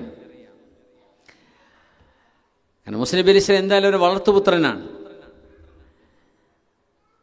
അങ്ങനെ ഒരു മരണം സംഭവിക്കാൻ ഇടയായത് പിശാചിൻ്റെ ഇടപെടലാണ് എന്ന് സയ്യിദുനാ മൂസ അലൈഹി ഇസ്ലാം. ഇന്നഹു അദുവ്വും മുദില്ലും മുബീൻ. ഇപ്പം സിഹർ ചെയ്തിട്ടൊക്കെ ആളുകളെ കൊല്ലുന്ന ആൾക്കാരുണ്ട്. അവർ കൊല്ലുകയാണെന്ന് വെച്ചാൽ ആണെന്ന് പറയാം, പക്ഷേ അത് ചെയ്യുന്നത് പിശാചായിരിക്കും. അങ്ങനെ എത്രയോ കേസുകളുണ്ട്. സിഹർ ബാധ ഏറ്റതിൻ്റെ പേരിൽ ക്യാൻസർ ആണ് എന്ന് തോന്നും, അതിന് റേഡിയേഷൻ വരെ തുടങ്ങും, പക്ഷെ സിഹർ ബാത്തിലാക്കിയാൽ ക്യാൻസർ പോകും. അങ്ങനത്തെ കേസുകളുണ്ട്. എല്ലാ ക്യാൻസറും സിഹറാണെന്നൊന്നും അതിനർത്ഥമല്ല. പക്ഷേ സിഹറിലൂടെ മാരണം ചെയ്യുന്നതിലൂടെ അത്തരം ഉപദ്രവങ്ങൾ വരെ പിശാച് ചെയ്യാൻ കഴിയുന്നവനാണ്. അള്ളാഹുവിൻ്റെ ഖളാ ഉണ്ടെങ്കിൽ അങ്ങനെ സംഭവിക്കും. വമാഹും ബിളാരീന മിൻ അഹദിൻ ഇല്ലാ ബിഇദ്നി, അള്ളാഹിൻ്റെ സമ്മതമുണ്ടെങ്കിൽ സിഹറൊക്കെ സംഭവിക്കുന്നത് അങ്ങനെയാണ്. അതുള്ള കാര്യമാണ്, നമ്മൾ അതിനെ സംബന്ധിച്ചപ്പോൾ പറയുന്നില്ല, മുമ്പൊക്കെ പറഞ്ഞിട്ടുണ്ട്. അതുകൊണ്ട് മൂസ നബി അലൈഹി സ്വലാം സംശയിക്കുകയാണ്. മൂസ നബി അലൈഹി സ്വലാം ചെയ്യാതെ ഈ മനുഷ്യൻ എങ്ങനെ മരിച്ചു? മൂസ നബി അലൈഹി സ്വലാം കൊല്ലാൻ വേണ്ടിയുള്ള ഒരു ഇടപെടലും നടത്തിയിട്ടില്ല. അതുകൊണ്ട് പിശാച്ച് അവിടെ ഒരു പ്രശ്നം സൃഷ്ടിക്കാൻ വേണ്ടി പിശാച്ചിൻ്റെ കരങ്ങൾ അവിടെ പ്രവർത്തിച്ചതാണ് എന്ന് സയ്യിദുനാ മൂസ അലൈഹി സ്വലാം. ഇന്നഹു അദുവ്വും മുദില്ലും മുബീൻ, അവൻ എൻ്റെ ശത്രുവാണ്, അവൻ മനുഷ്യനെ പിഴപ്പിക്കുന്നവനാണ്. അതുകൊണ്ട് അവൻ്റെ ഒരു ഇടപെടൽ ഇവിടെ ഉണ്ടായിട്ടുണ്ട് എന്ന് അള്ളാഹുവിനോട് പരാതി പറഞ്ഞു സയ്യിദുനാ മൂസ. എന്നിട്ട് പറഞ്ഞു ഖാല റബ്ബി, വീണ്ടും ദുആരക്കാണ് മൂസ നബി, റബ്ബി ഇന്നി ളലംതു നഫ്സി ഫഗ്ഫിർലി. അങ്ങനെയൊക്കെ ആണെങ്കിലും അല്ലാഹുവേ, എൻ്റെ ഒരു കൈയും അവിടെ തട്ടിയിട്ടുണ്ടല്ലോ മനുഷ്യൻ്റെ ദേഹത്ത്. അതുകൊണ്ട് ഖാല റബ്ബി ഇന്നി ളലംതു നഫ്സി, ആദം നബി ദുആ ചെയ്ത പോലെ മൂസ നബിയും ദുആ ചെയ്തു, അല്ലാഹുവേ ഞാൻ എൻ്റെ ശരീരത്തോട് ദുൽമ ചെയ്തിരിക്കുന്നു, റബ്ബേ ഫഗ്ഫിർലി, എനിക്ക് നീ മാപ്പ് തരയണമേ. അള്ളാഹുവിനോട് ദുആ ചെയ്തു. കയ്യബദ്ധം പറ്റിയതാണെങ്കിലും അള്ളാഹുവിനോട് പൊറുക്കലിനെ ചോദിക്കണമെന്ന് മനസ്സിലായി. ഖാല റബ്ബി ഇന്നി ളലംതു നഫ്സി ഫഗ്ഫിർലി ഫഗ്ഫറ ലഹ്, അള്ളാഹു മൂസ നബിക്ക് പുറത്തു കൊടുത്തു. ഇന്നഹു ഹുവൽ ഗഫൂറുർ റഹീം, അള്ളാഹു റഹ്മത്ത് ചെയ്യുന്നവനാണ്, അള്ളാഹു പുറത്തു തരുന്നവനാണ്. എന്നിട്ട് മൂസ നബി വീണ്ടും പറഞ്ഞു, ഖാല റബ്ബി ബിമ അൻഅംത അലയ്യ ഫലൻ അകൂന ളഹീറൻ ലിൽ മുജ്രിമീൻ. വീണ്ടും മൂസ നബിക്ക് സമാധാനമായില്ല. കാരണം ഒരാൾ മരിക്കല്ലേ, അത് എന്തായാലും വിഷമകരമാണ്. ഖാല റബ്ബി ബിമ അൻഅംത അലയ്യ, അല്ലാഹുവേ നീ എനിക്ക് നിഅമത്ത് ചെയ്തതിൻ്റെ പേരിൽ ഞാൻ ഒന്നുകൂടെ നിനക്ക് വാക്ക് തരുന്നു റബ്ബേ. ഫലൻ അകൂന ളഹീറൻ ലിൽ മുജ്രിമീൻ, തിന്മ ചെയ്യുന്ന ആളുകൾക്ക് ഞാൻ ഒരിക്കലും സഹായിയാവുകയില്ല. തിന്മ ചെയ്യുന്നവരെ, അക്രമികളെ സഹായിക്കാൻ ഞാൻ ഉണ്ടാവില്ല പടച്ചോനെ. ഞാൻ ഒരിക്കലും അനീതിക്ക് കൂട്ടു നിൽക്കുകയില്ല റബ്ബേ. നീ എനിക്കൊരുപാട് നിഅമത്ത് ചെയ്തവനാണ്. അതുകൊണ്ട് അക്രമിക്കുന്നവൻ്റെ പക്ഷം ഞാൻ നിൽക്കൂല, അക്രമിക്കപ്പെടുന്നവൻ്റെ പക്ഷമേ നിൽക്കുകയുള്ളൂ. അള്ളാഹുവിനോട് വാക്കുകൊടുത്തു. فأصبح في المدينة خائفا يترقب. ഇതാണെങ്കിലോ ഫറോവൻ്റെ അടുത്ത ബന്ധുവാണ്. മൂസ നബി അലൈഹിസ്സലാം ആ നഗരത്തിൽ പേടിച്ച് യതറഖബു, പാത്തും പതിഞ്ഞും നടന്നുകൊണ്ടിരിക്കുന്ന സമയം. ഒരു ദിവസം കഴിഞ്ഞു. فإذا الذي استنصره بالأمس يستصرخه, ഇന്നലെ എന്നെ സഹായിക്കണേ എന്ന് വിളിച്ചു പറഞ്ഞ ആള് ഇന്നും വിളിച്ചു പറയാൻ എന്നെ സഹായിക്കണേ. അപ്പോൾ വേറെ ആളുടെ അടി കൂടാണ് അയാൾ. ഖാല ലഹു മൂസ, മൂസ നബി പറഞ്ഞു, ഇന്നക ലഗവിയ്യുൻ മുബീൻ, നീ വ്യക്തമായും അതിക്രമം ചെയ്യുന്ന ആളാണല്ലോ, വഴിപിഴച്ചവനാണല്ലോ. കാരണം എങ്ങനെ ഒരാളെന്നെ ഇന്നലെ അടി ഉണ്ടാക്കിയ ആളെന്നെ ഇന്നും അടി ഉണ്ടാക്കുന്ന വേറെ ആളുമായിട്ട്? അപ്പോൾ ഇയാളുടെ അടുത്താണ് പ്രശ്നം എന്ന് മനസ്സിലായി. മൂസ നബി അലൈഹി സ്വലാം ആ ലോജിക്ക് ഉപയോഗിക്കുകയാണ്. അങ്ങനെ ഒരാൾ പല ആളുകളുമായി ഫൈറ്റ് ചെയ്യുന്നു, അപ്പോൾ ആ ആളിൽ പ്രശ്നമുണ്ടെന്നല്ലേ അതിനർത്ഥം. فلما أراد أن يبطش بالذي هو عدو لهما, ഇവിടെയും ബനു ഇസ്രായേലി അല്ലാത്ത കിബ്തിയായ മനുഷ്യനെ പിടിച്ചു മാറ്റാൻ വേണ്ടി മൂസ നബി അലൈഹിസ്സലാം അടുത്തേക്ക് വന്നപ്പോൾ ഖാല, ആ സഹായം ചോദിച്ച അടികൊള്ളുന്ന മനുഷ്യൻ പറഞ്ഞു, അതുരീദു അൻ തഖ്തുലനി കമാ ഖതൽത അംസം നഫ്സൻ ബിൽ അംസ്, ഇന്നലെ ഒരാളെ നിങ്ങൾ കൊന്ന പോലെ എന്നെ കൊല്ലാൻ വരികയാണോ എന്ന് ഈ സഹായം ചോദിച്ച ആളെന്നെ വിളിച്ചു പറയുകയും ചെയ്തു. എങ്ങനെയുണ്ട്? അയാളെ രക്ഷിക്കാനാണ് പോയത്. വലിയൊരു സീക്രട്ട് ഇയാളെ പുറത്താക്കി. ആർക്കും അറിയില്ലായിരുന്നു. കാരണം മദീന, ആ നഗരത്തിൽ അന്നേരം ആരുമില്ലായിരുന്നു. ഖുർആൻ പറഞ്ഞില്ലേ, വദഖലൽ മദീനത അലാ ഹീനി ഗഫ്ലത്തിൻ മിൻ അഹ്ലിഹാ, പീടി ഷോപ്പൊന്നും തുറന്നിട്ടില്ല, ആളുകൾ ആരും വന്നിട്ടില്ല അവിടെ. ആ സമയത്താണ് ഇന്നലെ. അപ്പോൾ പ്രൂഫ് അള്ളാഹു മാത്രമാണ് വിറ്റ്നസ്. പിന്നെ ഈ മനുഷ്യനും അടികൊണ്ട ആള് ഇയാളെ സഹായിക്കാൻ വേണ്ടി മൂസ നബി അടുത്തേക്ക് വന്നപ്പോൾ ഇയാൾ വിചാരിച്ചു, കാരണം ഇയാളോട് ആദ്യം മൂസ നബി പറഞ്ഞല്ലോ നീ കുഴപ്പക്കാരനാണെന്ന് പറഞ്ഞല്ലോ, അതുകൊണ്ട് ഇയാൾക്ക് അടി കിട്ടുമോ എന്ന് ഇയാൾ പേടിച്ചിട്ട് വിളിച്ചു പറഞ്ഞു, എന്നും കൊല്ലുകയാണോ ഇന്നലെ കൊന്ന പോലെ എന്ന്. അപ്പം മറ്റേ ആൾ ഓടി, ആ കൊന്ന ആളെ പിടികിട്ടിയല്ലോ. പോലീസുകാർക്ക് വിവരം കൊടുത്തു, ഇന്നലത്തെ മർഡറിൻ്റെ ഉത്തരവാദി മൂസയാണ് അലൈഹിസ്സലാം എന്ന്, മൂസ നബി അലൈഹിസ്സലാം ആണ് എന്ന വിവരം പോലീസുകാർക്ക് കിട്ടുന്നത്. ഈ വിവരമില്ലാത്ത മൂസ നബിയുടെ സമുദായത്തിൽപ്പെട്ട ആള്, ബനു ഇസ്രായേലിൽപ്പെട്ട ആള്, ആ വിവരമില്ലാത്ത ജാഹിലായ മനുഷ്യൻ വിളിച്ചു പറഞ്ഞപ്പോഴാണ് സംഗതി പുറത്താവുന്നത്. ഇൻ തുരീദു ഇല്ലാ അൻ തകൂന ജബ്ബാറൻ ഫിൽ അർദ് വമാ തുരീദു അൻ തകൂന മിനൽ മുസ്ലിഹീൻ. നോക്കണം, ഉപകാരം ചെയ്തു കൊടുക്കുന്ന ആൾക്കാർ ഇന്ന് തന്നെ ഉപദ്രവം ഉണ്ടാവുള്ളൂ എന്ന് പറയുന്നത് വെറുതെ അല്ല. ഇയാൾ ആ ഡയലോഗ് പറഞ്ഞ് നിർത്തിയില്ല. ഇൻ തുരീദു ഇല്ലാ അൻ തകൂന ജബ്ബാറൻ ഫിൽ അർദ്, ഭൂമിയിലെ വലിയൊരു ധിക്കാരിയായി ജീവിക്കാനാണല്ലേ മൂസ നിങ്ങളുടെ പുറപ്പാട്. വമാ തുരീദു അൻ തകൂന മിനൽ മുസ്ലിഹീൻ, നിങ്ങൾ നന്നാക്കാനൊന്നും അല്ലല്ലേ വരുന്നത് എന്നും ഇയാൾ വിളിച്ചു പറഞ്ഞു. മൂസ നബി പ്രശ്നക്കാരനാണ്. ഇപ്പോൾ ആരാ പ്രശ്നക്കാരൻ? ഇപ്പോൾ ആരായി? നന്നാക്കാൻ പോയ മൂസ നബിയായി. ഇയാൾ കുഴപ്പമില്ലാത്ത ആളോ? അതിന് പിറ്റേന്ന് ഇയാൾ വേറെ ആളെ അടി ഉണ്ടാക്കിയിട്ടുണ്ടല്ലോ എന്ന് ചരിത്രം ഖുർആൻ പറഞ്ഞെന്നില്ല. കാരണം അത്തരക്കാർ ലൈഫ് ടൈം അങ്ങനെ ആയിരിക്കും. അടിയുണ്ടാക്കുന്ന ആളെ ഇസ്ലാഹ് ചെയ്യാൻ വേണ്ടി പോയ മൂസ നബിയെക്കുറിച്ച് പറയാണ്, നിങ്ങൾ ഇസ്ലാഹ് ചെയ്യുന്ന ആളല്ല, നിങ്ങൾ നന്മ ചെയ്യുന്ന ആളല്ലല്ലോ എന്ന് പറഞ്ഞ് മൂസ നബി അലൈഹിസ്സലാം അവിടെ പ്രശ്നത്തിൽ അകപ്പെടുകയാണ്. അങ്ങനെയാണ് മദീനയുടെ അങ്ങറ്റത്ത് നിന്ന് ഒരാൾ ഓടി വരുന്നത്. സൂറത്തു യാസീനിലും അങ്ങനെ ഒരു കഥ പറഞ്ഞു ഹബീബുൻ നജ്ജാർ തങ്ങളെ സംബന്ധിച്ച്. ഇവിടെ സൂറത്തുൽ ഖസസിൽ ഒരാളെക്കുറിച്ച് പറയുന്നവരുടെ പേര് ഐഡൻറ്റിഫൈഡ് അല്ല. وجاء رجل من أقصى المدينة يسعى قال يا موسى إن الملأ يأتمرون بك ليقتلوك فاخرج إني لك من الناصحين فخرج منها خائفا يترقب قال رب نجني من القوم الظالمين وجاء رجل من أقصى المدينة നഗരത്തിൻ്റെ അങ്ങറ്റത്ത് നിന്നൊരാൾ ഓടി വന്നു. യസ്ആ, ലക്ഷ്യം കണ്ടു ഓടുന്നതിനാണ് സആ യസ്ആ എന്ന് പറയാം. ജറാ യജിരി എന്ന് പറഞ്ഞാൽ ഓടുക തന്നെയാണ്. പക്ഷേ പ്രത്യേക ലക്ഷ്യമൊന്നുമില്ല, ആൾ ഓടുകയാണ്. ഇപ്പോൾ ജോഗിങ് ആണ്, ആളിങ്ങനെ എക്സസൈസ് ചെയ്തുകൊണ്ട് ഓടിക്കൊണ്ടിരിക്കുക, പ്രത്യേക ലക്ഷ്യമൊന്നുമില്ല. നേരെ മറിച്ചൊരു ഫയർ അവിടെ കാണുന്നുണ്ട്, ആ ഫയർ എക്സ്റ്റിങ്ക്വിഷ് ചെയ്യാൻ വേണ്ടി ഓടുകയാണ്. അത് സആ എന്നാ പറയാം. സആ റിജാലുൽ ഇത്ഫാഇ ഇലാ മൗത്തിനിൻ നാർ, ആ തീയുള്ളിടത്തേക്ക് ഫയർ ഫൈറ്റേഴ്സ് പോയി. സആ അറബിയിലെ വാക്കുകൾക്ക് ചില പ്രത്യേകത ഉണ്ട്. എല്ലാ വാക്കും വ്യത്യസ്തമായ അർത്ഥങ്ങൾക്കാണ്. സആ ലക്ഷ്യം കണ്ടുകൊണ്ട് ഓടി വരികയാണ്. ഓടി വന്നു മിൻ അഖ്സൽ മദീന, മദീനയുടെ അങ്ങറ്റത്ത് നിന്ന്. മദീന എന്ന് പറഞ്ഞാൽ നഗരം, ഈജിപ്തിലല്ലേ സംഭവം. യസ്ആ ഖാല, ആ ആള് വന്ന് പറഞ്ഞു, യാ മൂസ, മൂസ നബിയെ, ഇപ്പം നബി ആയില്ല, മൂസ നബിയെ, ഇന്നൽ മലഅ യഅ്തമിറൂന ബിക്, ജനങ്ങളെല്ലാവരും നിങ്ങളെ പിടിക്കാൻ റെഡിയായി നിൽക്കുകയാണ്. എന്തിന്? ലിയഖ്തുലൂക, നിങ്ങളെ വധിക്കാൻ. ഫഖ്റുജ്, അതുകൊണ്ട് ഈജിപ്തിൽ നിന്ന് ഉടനെ പുറപ്പെടണം.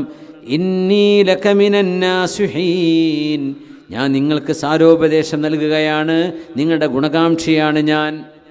അങ്ങനെ ഈജിപ്തിൽ നിന്ന് ഓടുകയാണ് സയ്യിദുന മൂസ അലൈഹിസ്സലാം. ആ ഓട്ടം അങ്ങനെ ഈജിപ്തിൻ്റെ താഴേക്ക് ഓടിക്കൂടാ. ഈജിപ്തിൻ്റെ താഴ്ഭാഗം മുഴുവനും മരുഭൂമിയാണ്. നമ്മൾ പറഞ്ഞില്ലേ, ഈജിപ്തിൻ്റെ 95% ലാൻഡും അൺഇൻഹാബിറ്റഡ് ആണ്, താമസിക്കാൻ കൊള്ളാത്ത സ്ഥലങ്ങളാണ്, ഉണങ്ങിയ മരുഭൂമിയാണ്.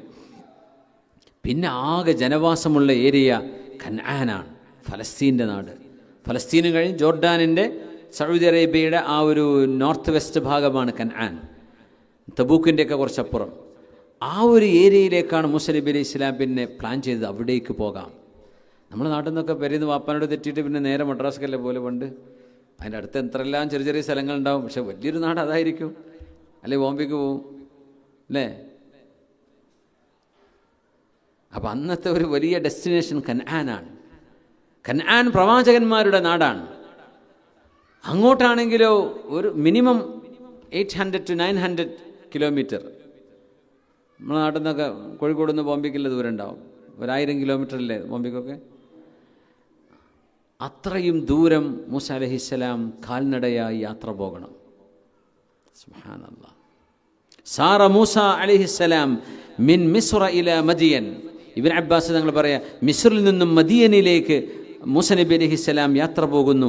ലൈസ ലഹു തുആമുൻ ഇല്ലൽ ബഖൽ വവറഖുശ് ഷജർ, ചെടികളുടെ ഇലകളും ചീരകളും. ചീര എന്ന് പറഞ്ഞാൽ ചെറിയ പ്ലാന്റുകൾ എന്ന ഉദ്ദേശമുള്ളൂ. എന്തെങ്കിലും കാണുന്ന ഷ്രബുകളിൽ നിന്ന് കിട്ടുന്ന ചെറിയ ചെറിയ ഇലകൾ. വഖാന ഹാഫിയ, കാലിൽ ചെരുപ്പില്ലായിരുന്നു മൂസ അലൈഹിസ്സലാമിന്. ഫലമ്മാ വസല ഇലാ മദിയൻ ഫമാ വസല ഇലാ മദിയൻ ഹത്താ സഖതത് നഅലു ഖദമൈ. ചെരുപ്പൊക്കെ പോയിട്ടുണ്ട് മദീനയിലേക്ക് എത്തിയപ്പോൾ, കാലിലൊക്കെ മുറിവാണ്. വജലസ ഫിദ്ദിൽ, മഹാനവറുകൾ ഒരു മരത്തിൻ്റെ തണലിൽ വിശ്രമിച്ചു. അതിനിടയിലൊക്കെ ഓടുകയാണ്, വിശ്രമമില്ല. കുറച്ചേരം ഇരിക്കും, ഓടും. അങ്ങനെ നടന്ന് മഹാനവറുകൾ എത്തിയിരിക്കുകയാണ്. നമ്മൾ അത്ഭുതപ്പെട്ടു പോകും. ഒരു GPS ഇല്ലാത്ത കാലം എങ്ങനെ മൂസ അലൈഹിസ്സലാം ഈ ദൂരങ്ങളൊക്കെ നടന്നു എന്ന്. അന്ന് അള്ളാഹു വലിയൊരു കഴിവ് കൊടുക്കുകയാണല്ലേ. അവർ നക്ഷത്രങ്ങൾ നോക്കിയിട്ടാണ് നടക്കുക. പിന്നെ സൂര്യൻ്റെ ദിശ നോക്കിയിട്ട് കിഴക്കോ പടിഞ്ഞാറോ വടക്കോ തെക്കോ എന്നറിയാലോ. അതുമാത്രമേ GPS പിന്നെ അതേ ഉള്ളൂ, വേറൊന്നുമില്ല. ആകാശത്ത് നക്ഷത്രങ്ങളുണ്ടാവും. പകലിൽ സൂര്യൻ്റെ കറക്കം നോക്കും. അപ്പോൾ ഇങ്ങോട്ടാണ് കിഴക്കുന്ന്, ഇങ്ങോട്ടാണ് സൂര്യൻ വരുന്നത്. അപ്പോൾ ഇത് പടിഞ്ഞാറാണ്, അപ്പോൾ ഇവിടെ നോർത്താണ്, ഇവിടെ സൗത്താണ്, എനിക്ക് നോർത്തിലേക്കാണ് പോകേണ്ടത്. അങ്ങനെ പോവുന്നെ.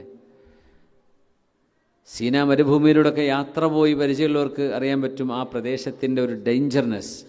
കാരണം ഒരു മല അങ്ങ് മാറിപ്പോയാൽ പിന്നെ റൂട്ട് തെറ്റിപ്പോവും. അത്രയും മലകൾക്കിടയിലൂടെയാണ് യാത്ര ചെയ്യേണ്ടത്. മുഴുവൻ മലകളാണ്. ഒരു 400-500 കിലോമീറ്ററൊക്കെ മലകൾ തന്നെയാണ്. ആലോചിച്ച് നോക്കി. മൂസ അലൈഹിസ്സലാം കാലിൽ ചെരുപ്പില്ലാതെ അങ്ങനെ യാത്ര ചെയ്തു. മഹാനായ ഇബ്നു അബ്ബാസ് തങ്ങൾ പറയാ, വഹുവ സഫ്വത്തുല്ലാഹി മിൻ ഖൽഖിഹി, അള്ളാഹിൻ്റെ സൃഷ്ടികളിൽ അന്ന് ജീവിച്ചിരിപ്പുള്ള അള്ളാഹ് ശ്രേഷ്ഠമാക്കി വെച്ച മഹാനാണ് മൂസ നബി അലൈഹി സ്വലാം. കാലിൽ ചെരുപ്പില്ലാതെ ഇലകൾ തിന്നുകൊണ്ട്, ഇലകൾ ഭക്ഷിച്ചുകൊണ്ട് മഹാനവറുകൾ ആ കൻആനിലേക്ക് അല്ലെങ്കിൽ മദീനയിലേക്ക് എത്തുകയാണ്. ഇന്ന ബത്നഹു ലലാസിഖും ബിളഹ്രിഹി മിനൽ ജൂഅ്, വയറ് ബാക്കിലേക്ക് ഒട്ടിയിട്ടുണ്ട് വിശപ്പ് കൊണ്ട്. അത്രക്ക് മഹാനവർ വിശന്നു പോയി. ഇന്ന ഖുദറത്തൽ ബഖലി ലതുറാ മിൻ ദാഖിലി ജൗഫിഹി, ആ പച്ചയിലകളുടെ പച്ച നിറം വയറ്റിൻ്റെ ഉള്ളിലേക്ക് നോക്കിയാൽ കാണുന്ന പോലെ അത്രയേ ഭക്ഷണമുള്ളൂ. ഇന്നഹു ലമുഹ്താജുൻ ഇലാ ശിഖ്ഖി തംറ, ഒരു ഈത്തപ്പഴത്തിൻ്റെ ഒരു ചീള് കിട്ടിയെങ്കിൽ എന്ന് കൊതിക്കുന്ന ഒരു നേരം മൂസ നബിക്ക് കഴിഞ്ഞു പോയിട്ടുണ്ട്. സയ്യിദുനാ മൂസ അലൈഹിസ്സലാം. അങ്ങനെയാണ് മഹാനായ മൂസ നബി അലൈഹിസ്സലാത്തു വസ്സലാം ആ 2 പെൺകുട്ടികളെ കാണുന്നതും ശുഐബ് നബി അലൈഹിസ്സലാമിൻ്റെ മക്കൾ എന്ന് പറയാറുണ്ട്. പക്ഷേ അത് ചരിത്രപരമായി ചില പ്രശ്നങ്ങളുണ്ടെന്നൊക്കെ ചില പണ്ഡിതന്മാർ അഭിപ്രായപ്പെട്ടിട്ടുണ്ട്. കാരണം ശുഐബ് നബിയുടെ കാലവും മൂസ നബിയുടെ കാലവും ഒരേ കാലഘട്ടങ്ങളല്ല എന്നാണ് ചരിത്രപക്ഷം. അങ്ങനെയാണെങ്കിൽ അത് യിറൂൻ എന്ന് പറയുന്ന ഒരു മഹാനായ മനുഷ്യൻ്റെ 2 പെൺകുട്ടികളായിരുന്നു. ശുഐബ് നബി ആയിരിക്കണമെന്നില്ല, ആവുകയും ചെയ്യാം, അറിയില്ല. പക്ഷേ ഒരു അഭിപ്രായ വ്യത്യാസമുള്ള വിഷയമാണ്. മഹാനവറുകൾ അവർക്ക് വേണ്ടി ആടുകളെ മേഞ്ഞു നടന്നിട്ടുണ്ട്. മാ ബഅസല്ലാഹു നബിയ്യൻ ഇല്ലാ റഅൽ ഗനം, ആടുകളെ മേയ്ക്കാത്ത ഒരു നബിയുമില്ലെന്ന് മഹാനായ റസൂലുള്ളാഹി സ്വല്ലല്ലാഹു അലൈഹി വസല്ലം സ്വഹീഹ് ബുഖാരി ഉദ്ധരിച്ച ഹദീസാണ്. അപ്പോൾ സ്വഹാബികൾ ചോദിച്ചു വ അൻത നബിയേ, അങ്ങും ആടുകളെ മേച്ചിട്ടുണ്ടോ റസൂലേ സ്വല്ലല്ലാഹു അലൈഹി വസല്ലം? ഫഖാല നഅം, അതെ. കുൻതു അർആഹ അലാ ഖറാരീതി അഹ്ലി മക്ക, മക്കക്കാർക്ക് വേണ്ടി ഞാൻ കൊച്ചു നാണയങ്ങൾക്ക് പകരം ആടുകളെ ഞാൻ മേച്ചിട്ടുണ്ട് എന്ന് റസൂലുള്ളാഹി സ്വല്ലല്ലാഹു അലൈഹി വസല്ലം. റവാഹുൽ ബുഖാരി, ഇമാം ബുഖാരി തങ്ങൾ ഉദ്ധരിച്ച ഹദീസാണ്. ആടുകളെ മേയ്ക്കുന്നത് വല്ലാത്ത ക്ഷമ വേണ്ട ഒരു അമലാണ്, അല്ലേ? നല്ല ക്ഷമ വേണം.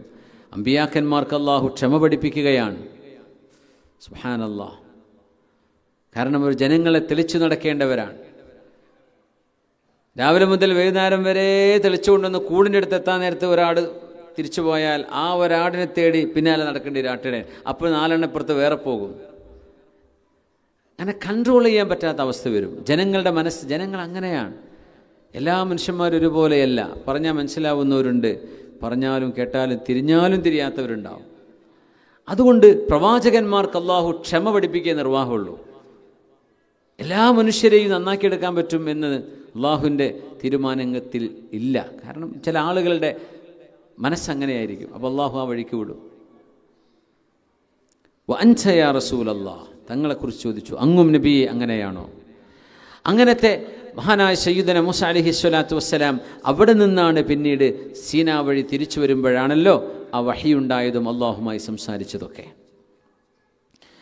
റസൂലുള്ളാഹി സ്വല്ലല്ലാഹു അലൈഹി വസല്ലം തങ്ങൾ മദീനയിലേക്ക് വന്നപ്പോൾ മദീനയിലെ ജൂതന്മാരൊക്കെ നോമ്പെടുക്കുകയാണ്. അപ്പോൾ തങ്ങൾ ചോദിച്ചു, നിങ്ങൾ എന്തിനായി നോമ്പെടുക്കുന്നത്? അപ്പം ആശൂറൻ്റെ ദിവസമാണ്, മുഹറം 10. അപ്പം അവർ പറഞ്ഞു, ഹാദാ യൗമുൻ സ്വാലിഹുൻ, ഇതൊരു നല്ല ദിവസമാണ് ഞങ്ങൾക്ക്. യൗമ നജ്ജല്ലാഹു ബനി ഇസ്രായീല മിൻ അദുവ്വിഹിം ഫസ്വാമഹു മൂസ, ബനു ഇസ്രായേലുകളെ അവരുടെ ശത്രുവിൽ നിന്ന് അല്ലാഹു രക്ഷപ്പെടുത്തിയ ദിവസമാണ് മുഹറം 10. അതായത് ചെങ്കടൽ പിളർന്ന ദിവസമാണത്. ഫസ്വാമഹു മൂസ, അന്ന് മൂസ നബി അലൈഹി സ്വലാം നോമ്പെടുത്തിട്ടുണ്ട് എന്ന് പറഞ്ഞ ഫഖാല അലൈഹിസ്സലാം ഫഅന അഹഖു ബിമൂസ മിൻകും ഫസ്വാമഹു വഅമറ ബിസുയാമിഹി, നിങ്ങളെക്കാളും മൂസ നബിയോട് ബന്ധപ്പെട്ടവർ ഞങ്ങളാണ് എന്ന് പറയുകയും ആ ഇൽമ സത്യമാണെന്ന് ഹബീബിന് വഹി ലഭിക്കുകയും ചെയ്തപ്പോൾ തങ്ങൾ പറഞ്ഞു, ഞങ്ങൾ നോമ്പ് നോൽക്കും, നിങ്ങളെക്കാളും ഞങ്ങൾ മൂസ നബിയോട് കടപ്പെട്ടവരാണ്. മൂസ നബി സന്തോഷിച്ച ദിവസമാണ് അത്, നമ്മൾ സന്തോഷിക്കും. മൂസ നബിയുടെ ഉമ്മത്തിന് സന്തോഷമുണ്ടായ ദിവസമാണത്, അതുകൊണ്ട് ഞങ്ങളെന്ന് സന്തോഷിക്കും. സന്തോഷം എന്നത് മുസ്ലിം സന്തോഷിക്കുന്നത് അള്ളാഹുവിനെ നോമ്പെടുത്തിട്ടാണ്. നോമ്പ് സന്തോഷത്തിൻ്റെ അടയാളമാണ്. സുബ്ഹാനല്ലാഹ്. സംഗതി ആലോചിച്ച് നോക്കുക. അങ്ങനെ അന്ന് പെരുന്നാൾ കഴിക്കുന്നല്ലേ പറയേണ്ടത്, അന്ന് സ്പെഷ്യൽ ഭക്ഷണം ഉണ്ടാക്കി തിന്നുന്നല്ലേ പറയേണ്ടത്. പക്ഷെ ഞങ്ങൾ നോമ്പെടുക്കുമെന്ന്. അങ്ങനെ നോമ്പെടുത്തു സല്ലല്ലാഹു അലൈഹി വസല്ലം. അള്ളാഹുവിനെ പ്രീതിപ്പെടുത്തലാണ് ഒരു മുസ്ലിമിൻ്റെ ആരാധന. നമ്മുടെ ആഘോഷം എന്ന് പറഞ്ഞാൽ നമ്മൾ സന്തോഷിക്കുന്ന എപ്പോഴാണ്? അള്ളാഹു സന്തോഷിക്കുമ്പോഴാണ്. അള്ളാഹു സന്തോഷിക്കുന്ന ഒരു ഇബാദത്ത് ചെയ്യുമ്പോഴാണ്. ഇബാദത്തുകളിൽ അള്ളാഹുവിനെ മാത്രമായി പടച്ചവൻ മാത്രം നിരീക്ഷിക്കുന്ന ഒരു ഇബാദത്താണ് നോമ്പ്. അതിൻ്റെ ഇഖ്ലാസ് അള്ളാഹുവിന് മാത്രമേ അറിയൂ. എല്ലാ ഇബാദത്തും അങ്ങനെ തന്നെയാണ്. പക്ഷെ അസ്സൗമുലി, നോമ്പ് എനിക്കാണ് എന്ന് അള്ളാഹു പറഞ്ഞില്ലേ, വ അന അജ്സി ബിഹി. അങ്ങനെ തങ്ങൾ മുഹറം 10 നോമ്പെടുത്തു. മദീനയിൽ തങ്ങൾ എത്ര വർഷം ജീവിച്ചു? 10 വർഷം. ഹിജ്രി കലണ്ടർ പ്രകാരം 10 വർഷം. നമ്മുടെ ഗ്രിഗോറിയൻ കലണ്ടർ പ്രകാരം 10-ൽ താഴെ 9 ചില്ലാനേ ഉണ്ടാവുള്ളൂ. അങ്ങനെ റസൂലുള്ളാഹി സ്വല്ലല്ലാഹു അലൈഹി വസല്ലം തങ്ങളുടെ അവസാന കാലഘട്ടം സ്വഹാബിമാർ തങ്ങളോട് വന്ന് പറഞ്ഞു, നബിയേ, ഇന്നഹു യൗമുൻ തുഅദ്ദിമുഹുൽ യഹൂദു വൻ നസ്വാറ. ഇത് ജൂതന്മാരും ക്രിസ്ത്യാനികളും ആദരിക്കുന്ന ദിവസമാണല്ലോ നബിയേ. അങ്ങനെ റസൂലുള്ളാഹി സ്വല്ലല്ലാഹു അലൈഹി വസല്ലം അങ്ങനെ ഒരു ശരീഅത്ത്, മാറ്റപ്പെട്ട ഒരു ശരീഅത്തിനോട് അതിന് താദാത്മ്യം പ്രാപിക്കുന്നത് തങ്ങൾക്ക് ഇഷ്ടമല്ലായിരുന്നു. അതുകൊണ്ട് തങ്ങൾ അതിൽ നിന്നൊരു മാറ്റം വരുത്തണമെന്ന് ആഗ്രഹിച്ചുകൊണ്ട് തങ്ങൾ പറഞ്ഞു, ഫഇദാ കാനൽ ആമുൽ മുഖ്ബിൽ, അടുത്ത ഒരു വർഷം, ഈ വർഷം ഇപ്പം എങ്ങനെയായാലും അന്ന് മുഹറം 10 എന്നാ പറയുന്നത്, നബിയെ ഇത് ജൂതന്മാരും നസ്വാറാക്കളും യഹൂദരും ആദരിക്കുന്ന ദിവസം ആണല്ലോ നബിയെ. അപ്പോൾ അവരുടെ ഒരു ആഘോഷത്തിൻ്റെ ഭാഗമായിട്ട് നമ്മളും ആഘോഷിക്കുക എന്ന് വരികയില്ലയോ എന്ന ഒരു ഡിസ്കഷൻ സ്വഹാബികൾക്കിടയിൽ വന്നത് മഹാനായ ഇബ്നു അബ്ബാസ് റളിയല്ലാഹു അൻഹു ഉദ്ധരിക്കുകയാണ്. അപ്പോൾ തങ്ങൾ പറഞ്ഞു, ഇൻഷാ അല്ലാഹ് അടുത്ത വർഷം സുംനൽ യൗമ താസിഅ, അല്ലെങ്കിൽ അസൂമൻ താസിഅ, ഞാൻ 9-ൻ്റെ അന്ന് നോമ്പെടുക്കും. അതായത് മുഹറം 9 എടുക്കും 10 എടുക്കും. 10 മാത്രമാകുമ്പോഴല്ലേ അവരെ പോലെ ആവുള്ളൂ. 9 എടുക്കും 10 എടുക്കും. ഇബ്നു അബ്ബാസ് തങ്ങൾ പറയാണ്, ഫലം യഅ്തിൽ ആമുൽ മുഖ്ബിൽ ഹത്താ തൂഫി റസൂലുള്ളാഹി സ്വല്ലല്ലാഹു അലൈഹി വസല്ലം. അടുത്ത വർഷം ആയപ്പോൾ തങ്ങൾ വഫാത്താവുകയുണ്ടായി. അത്രയും 9 വർഷം തങ്ങൾ ആശൂറ എന്നെ എടുത്തത്. പക്ഷെ 10ാമത്തെ വർഷം തങ്ങൾ പറഞ്ഞു, അടുത്ത വർഷം ഞാൻ 9 എടുക്കും. പക്ഷെ തങ്ങൾ ഇബാദത്ത് ചെയ്യാൻ തങ്ങൾ ആഗ്രഹിച്ചതും സുന്നത്താണ്. അതുകൊണ്ടാണ് മുഹറം 9, 10 സുന്നത്താവാൻ കാരണം. ഇനി 9 ഒരാൾക്ക് നോക്കാൻ പറ്റിയില്ലെങ്കിൽ എന്ത് ചെയ്യണം? 10, 11 നോക്കണം. ഇനി ഒരുമിച്ച് വലിയൊരു സുന്നത്ത് കിട്ടണമെങ്കിൽ 9, 10, 11 ആവാം മുഹറം മാസത്തിലെ. അത്രക്കുമേൽ സയ്യിദുന മൂസ അലൈഹിസ്സലാത്തു വസ്സലാം മഹാനവറുകളുമായി ബന്ധപ്പെട്ട ഒരു ദിവസത്തെ, ഫറോവയെ അല്ലാഹു മുക്കിക്കൊന്ന ആ ഒരു നാളിനെ നമ്മുടെ ഉമ്മത്ത്, റസൂലുള്ളാഹി സ്വല്ലല്ലാഹു അലൈഹി വസല്ലം തങ്ങളുടെ ഉമ്മത്ത് ആദരിക്കുകയും ബഹുമാനിക്കുകയും ചെയ്യുന്നുണ്ട് എന്നുകൂടെ ഇതിൻ്റെ കൂടെ നമ്മൾ ചേർത്ത് വായിക്കണം. ഇമാം സുഹരി തങ്ങളെ സംബന്ധിച്ച് പറയുന്നുണ്ട്, കാന യസൂമു യൗമ ആശൂറ ഫി സഫർ. ആശൂറ ദിവസം യാത്രയിലാണെങ്കിലും ഇമാം സുഹരി തങ്ങൾ, മാലിക്കി മദ്ഹബിൻ്റെ ഇമാമാണ്, മഹാനവറുകൾ നോമ്പെടുക്കും.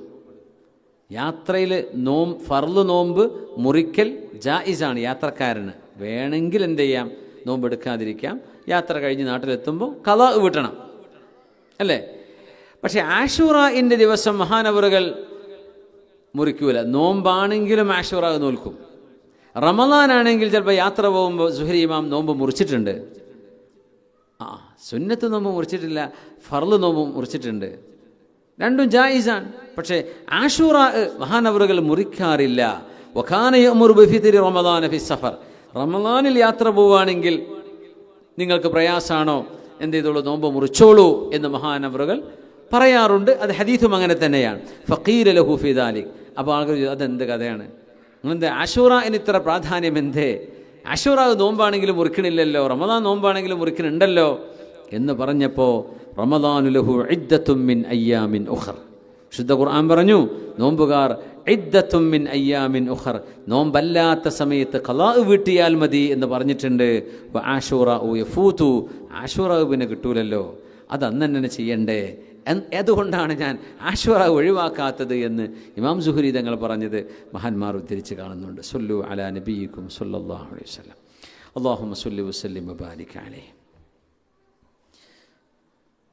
حديث عن أبي هريرة رضي الله عنه أن رسول الله صلى الله عليه وسلم قال ما أسفل من الكعبين من الإزار في النار. ما أسفل من الإزار، ما أسفل من الكعبين من الإزار في النار. കാലിൻ്റെ, പുരുഷന്മാരെ സംബന്ധിച്ചാണ് ഈ ഹദീസ്, കാലിൻ്റെ മടമ്പിനേക്കാൾ വസ്ത്രം താഴുന്നത് നരകത്തിലാണ് എന്ന് റസൂലുള്ളാഹി സ്വല്ലല്ലാഹു അലൈഹി വസല്ലം. മടമ്പിൻ്റെ താഴെ വസ്ത്രം. ഇപ്പോൾ തങ്ങളുടെ കാലത്ത് വസ്ത്രം അരമുണ്ടുടുക്കുന്ന കാലമാണ്. ഇപ്പം നെയ്തെടുക്കുന്ന വസ്ത്രങ്ങളല്ല, കൂടുതൽ അരമുണ്ടുടുക്കലാണ്. അപ്പോൾ വസ്ത്രം വാങ്ങിക്കാൻ വലിയ പ്രയാസമുള്ള കാലമാണ്, നല്ല വിലയാണ്. ഇപ്പോൾ വലിയ വസ്ത്രം വാങ്ങിക്കുക എന്ന് പറഞ്ഞാൽ മുതലാളിമാർക്കേ പറ്റുള്ളൂ. അപ്പോൾ മുതലാളിമാർ അവരുടെ ആ ഒരു ആഢ്യത്വം കാണിക്കാൻ വേണ്ടി വസ്ത്രം വലിച്ചഴിച്ച് നടക്കും, നന്നായി താഴേക്ക് ഇറക്കും. കാരണം അതിൻ്റെ അടുത്ത് പൈസ ഉണ്ട് എന്ന് കാണിക്കാൻ ഖുയലാ, അഹങ്കാരം കാണിച്ചുകൊണ്ട് അവരത് ചെയ്തിരുന്ന കാലം. അതുകൊണ്ട് നബി സല്ലല്ലാഹു അലൈഹി വസല്ലം നിങ്ങൾ പറഞ്ഞു, വസ്ത്രത്തിൽ അഹങ്കാരം വരുന്നൊരു ഭാഗമാണത്. അതുകൊണ്ട് കഅബൈനിൻ്റെ താഴത്തേക്ക് എന്ത് ചെയ്യരുത്, വസ്ത്രം ഇറങ്ങരുത്. അതിൻ്റെ താഴെ മനഃപൂർവ്വം ഇറങ്ങുന്നത്, നമ്മൾ ഒരു പക്ഷേ നമ്മൾ വസ്ത്രം ഇട്ട് വന്നു, നമുക്കൊക്കെ സംഭവിക്കാം, ടൈലർ അത് കുറച്ച് കൂട്ടിയടിച്ചിട്ടുണ്ടാവും, നമ്മൾ എട്ടിനെ ശകർ ഓടിപ്പോകുന്ന കാണുന്നുണ്ടാവും, ചിലപ്പോൾ കഅബൈൻ്റെ താഴേക്ക് വന്നിട്ടുണ്ടാവും. അതിനെ സംബന്ധിച്ചല്ല, അത് നമ്മൾ എന്ത് ചെയ്യണം, അത് ലെവൽ ചെയ്തെടുക്കണം. പക്ഷേ മനഃപൂർവ്വം ഞെരിയാണിക്ക് താഴെ വസ്ത്രം ഉടുക്കുന്നത് ഒരു തരത്തിൽ ഖുയലാ, മനുഷ്യൻ്റെ മനസ്സിലൊരു അഹങ്കാരം വരാൻ ഇടയുണ്ടെന്നും അത് കാരണം മനുഷ്യൻ നരകത്തിൽ ആ വസ്ത്രം പോകും. വസ്ത്രം പോകുമെന്ന് പറഞ്ഞാൽ ആ മനുഷ്യന് നരകശിക്ഷ കിട്ടാൻ ഇടയുണ്ട് എന്നാണ് പറഞ്ഞതിൻ്റെ അർത്ഥം. അള്ളാഹു കാത്തുരക്ഷിക്കട്ടെ. പുരുഷന്മാരെ സംബന്ധിച്ചിടത്തോളം ഇത് പാൻസ് ഇടുമ്പോഴൊക്കെ പ്രത്യേകം ശ്രദ്ധിക്കേണ്ട വിഷയമാണ് കേട്ടോ. പെണ്ണുങ്ങൾ നന്നായിട്ട് വസ്ത്രം താഴ്ത്തുകയും വേണം. ഇന്ന് പെൺകുട്ടികളൊക്കെ മടമ്പിൻ്റെ മോൾക്കും ആൺകുട്ടികളൊക്കെ താഴ്ത്തൊക്കെ വയ്ക്കണം. ഇപ്പോൾ പെൺകുട്ടികളൊക്കെ മടമ്പിൻ്റെ മോൾക്ക് ഒരുപാട് മടക്കി എടുക്കുക, എന്നിട്ട് ആ പാദസരം കാലൊക്കെ കാണിച്ച് നടക്കുക. പുരുഷന്മാർ ഭയങ്കര അച്ചടക്കം, ഫുൾ സ്ലീവ്. പെണ്ണുങ്ങൾ എല്ലാം ഫുൾ ബോഡി എക്സ്പോസ്ഡ്. അങ്ങനെ വല്ലാത്തൊരു വിചിത്രമായ ലോകമാണ്. അള്ളാഹു നമ്മുടെ കുട്ടികളൊക്കെ സഹായിക്കട്ടെ. നമ്മുടെ യുവതലമുറയൊക്കെ വളർന്നു വരുമ്പോൾ വലിയ ടെംപ്റ്റേഷനുള്ള കാലമാണ്. അള്ളാഹു തആല എല്ലാവിധ ഫസാദിൽ നിന്നും അള്ളാഹു നമ്മുടെ ഉമ്മത്തിനെ കാത്തുരക്ഷിക്കട്ടെ. ആമീൻ യാ റബ്ബൽ ആലമീൻ. ഒന്ന് ചൊല്ലി നോക്കൂ. അൻ അബീ ഹുറൈറത റളിയല്ലാഹു അൻഹു അന്ന റസൂലല്ലാഹി സ്വല്ലല്ലാഹു അലൈഹി വസല്ലം ഖാൽ മാ അസ്ഫല മിനൽ കഅബൈനി മിനൽ കഅബൈനി മിനൽ ഇസാരി ഫിന്നാർ. ഇസാർ എന്ന് പറഞ്ഞാൽ അരമുണ്ട്. നമ്മുടെ നാട്ടിലൊക്കെ തുണി എടുക്കൂലേ, നമ്മുടെ മലബാരി തുണിക്കൊക്കെ ഇസാർ എന്നാ പറയാ, ഇസാർ. അടുത്ത ഹദീസ് عن أبي هريرة رضي الله عنه أن رسول الله صلى الله عليه وسلم قال الملائكة تصلي على أحدكم ما دام في مصلاه الذي صلى فيه ما لم يحدث تقول اللهم اغفر له اللهم ارحمه. അബൂ ഹുറൈറ തങ്ങൾ റിപ്പോർട്ട് ചെയ്യുന്നു, അന്ന റസൂലുള്ളാഹി സ്വല്ലല്ലാഹു അലൈഹി വസല്ലമ ഖാൽ, മുത്തനബി പറഞ്ഞു, അൽ മലായികത്തു തുസല്ലി അലാ അഹദിക്കും, അല്ലാഹുവിൻ്റെ മലക്കുകൾ നിങ്ങൾക്ക് വേണ്ടി ദുആ ചെയ്തുകൊണ്ടിരിക്കും. മാദാമ അഹദുക്കും ഫീ മുസല്ല അല്ലദീ സ്വല്ലാ ഫീ, നിസ്കരിച്ച സ്ഥലത്ത് തന്നെ നമ്മൾ ഇരുന്നു കൊണ്ട് അടുത്തൊരു നിസ്കാരത്തെ കാത്തിരിക്കുകയോ അവിടെ തന്നെ ഇരുന്ന് ദിക്ർ ചൊല്ലുകയോ ചെയ്താൽ അല്ലാഹുവിൻ്റെ മലക്കുകൾ അവർക്ക് വേണ്ടി ദുആ ചെയ്യും. മാലം യുഹദിസ്, വുളൂ മുറിഞ്ഞിട്ടില്ലെങ്കിൽ, നിസ്കരിച്ചു, മഗ്രിബ് നിസ്കരിച്ചു, ആ മുസല്ലയിൽ തന്നെ ഇശാ വരെ കാത്തിരുന്നു, അല്ലെങ്കിൽ അസ്ർ നിസ്കരിച്ചു, കുറേ നേരം ആ മുസല്ലയിൽ ഇരുന്നു, ദുആ ചെയ്തിട്ടോ ദിക്ർ ചൊല്ലിട്ടോ ഖുർആൻ ഓതിയിട്ടോ, മാലം യുഹദിസ്, ഹദസ് ഉണ്ടായാൽ എന്ന് പറഞ്ഞാൽ വുളൂ മുറിഞ്ഞാൽ ഒഴികെ, വുളൂ മുറിയാതെ നിസ്കരിച്ചിടത്ത് തന്നെ നമ്മൾ കുറേ നേരം ഇരിക്കുകയാണെങ്കിൽ അള്ളാഹുവിൻ്റെ മലക്കുകൾ നമുക്ക് വേണ്ടി ദുആ ചെയ്യും. തഖൂലു, മലക്കുകൾ പറയും, അല്ലാഹുമ്മഗ്ഫിർ ലഹു അല്ലാഹുമ്മ റഹംഹു, അല്ലാഹുവേ ഈ മനുഷ്യന് നീ പുറത്തു കൊടുക്കണേ, ഈ ആണിന് ഈ പെണ്ണിന് പുറത്തു കൊടുക്കണേ, റഹംഹു അവർക്ക് നീ റഹ്മത്ത് ചെയ്യണേ എന്ന് അള്ളാഹിൻ്റെ മലക്കുകൾ ഇങ്ങനെ പറഞ്ഞുകൊണ്ടിരിക്കുന്നതാണ്. ശരിക്കും ജീവിതത്തിലെ വലിയ സമാധാനം കിട്ടുന്നത് നമ്മുടെ മുസല്ലയാണ്. നമ്മുടെ കാറോ വീടോ ഒന്നുമല്ല, നമ്മൾ നിസ്കരിക്കുന്ന ഇടം, അത് പള്ളിയാണെങ്കിൽ പള്ളി, പെണ്ണുങ്ങൾ നിസ്കരിക്കാൻ അവരുടെ മുസല്ല, അവരുടെ വീട്ടിൽ നിന്ന് അവർ നിസ്കരിക്കുന്ന നിസ്കാരപ്പായ, അവിടെ നമ്മൾ എത്ര സമയം ചിലവഴിക്കുന്നുണ്ടോ അത്രയും സമയം നമ്മൾ ജീവിതത്തിൻ്റെ ഏറ്റവും സമാധാനമുള്ള മൊമെൻ്റാണ് നമ്മൾ ചിലവഴിക്കുന്നത്. അല്ലാതെ നമ്മൾ സമാധാനം പറഞ്ഞാൽ ഓടിയിരുന്നിട്ട് എവിടെ നിന്ന് കിട്ടാനാണ്? റോട്ട് കിട്ടുമോ? ഈ സമാധാനം എവിടെയാണ്? നമ്മൾ ജീവിക്കുക എന്ന് പറഞ്ഞ് ഒരു ലക്ഷ്യത്തിലേക്ക് ഓടുകയാണ്. പക്ഷെ ആ ലക്ഷ്യത്തേക്ക് എത്തുമ്പോഴേക്കും അടുത്തൊരു ലക്ഷ്യം കാണും, അങ്ങോട്ട് ഓടുകയാണ്. അങ്ങനെ മരണം വരെ മനുഷ്യൻ ഓടുകയാണ്. അപ്പോൾ എപ്പോഴാണ് നമ്മൾ സമാധാനിക്കുന്നത്? നമ്മുടെ സമാധാനം നമ്മുടെ മുസല്ലയിലാണ്, അള്ളാഹിൻ്റെ മുമ്പിൽ ഇരിക്കുമ്പോഴാണ്. അതുകൊണ്ട് ആ സമയം കുറച്ച് കൂടുതലിരുന്നാൽ നമുക്ക് ഏറ്റവും സമാധാനം കൂടുതൽ കിട്ടുന്ന കാര്യമാണ്. അത് നമ്മൾ മനസ്സിലാക്കണം, നഷ്ടപ്പെടരുത്. ഒരുപാട് ആളുകൾക്ക് ഇത് അറിയില്ല. അവർ വിചാരിക്കും പാട്ടും സിനിമയും ഡാൻസും ഇതൊക്കെ കണ്ടാൽ സമാധാനം, കുറേ ബീച്ചിൽ പോയിരുന്ന സമാധാനം കിട്ടുമെന്ന് വിചാരിക്കും. സമാധാനം ഒരു മനുഷ്യനൊരു മുഅ്മിന് ലഭിക്കുന്നത് അള്ളാഹുവിൻ്റെ മുമ്പിലിരിക്കുന്ന ആ ഒരു ജൽസയിലാണ്, ആയിരത്തിലാണ്. വിഐപികൾക്ക് അള്ളാഹ് നൽകുന്ന അവസരമല്ലേ അത്. അള്ളാഹുവിൻ്റെ ആ ഒരു തിരുദാത്തിനോട് സംസാരിക്കാൻ കഴിയുന്ന സമയം.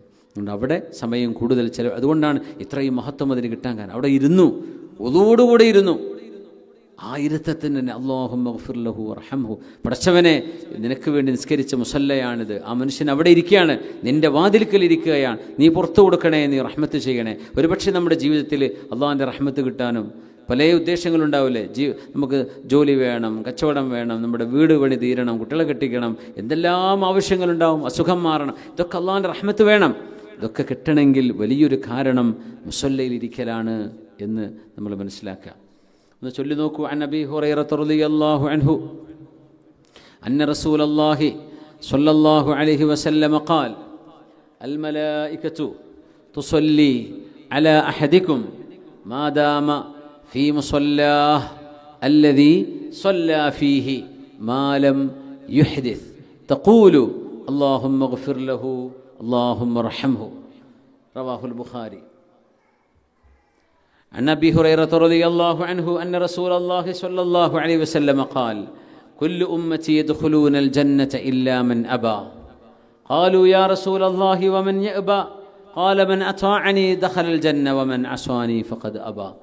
അവിടുന്ന് പറഞ്ഞു സല്ലല്ലാഹു അലൈഹി വസല്ലം, കുല്ലു ഉമ്മത്തി യദ്ഖുലൂനൽ ജന്ന, എൻ്റെ ഉമ്മത്തികൾ എല്ലാവരും സ്വർഗത്തിലേക്ക് കടക്കും.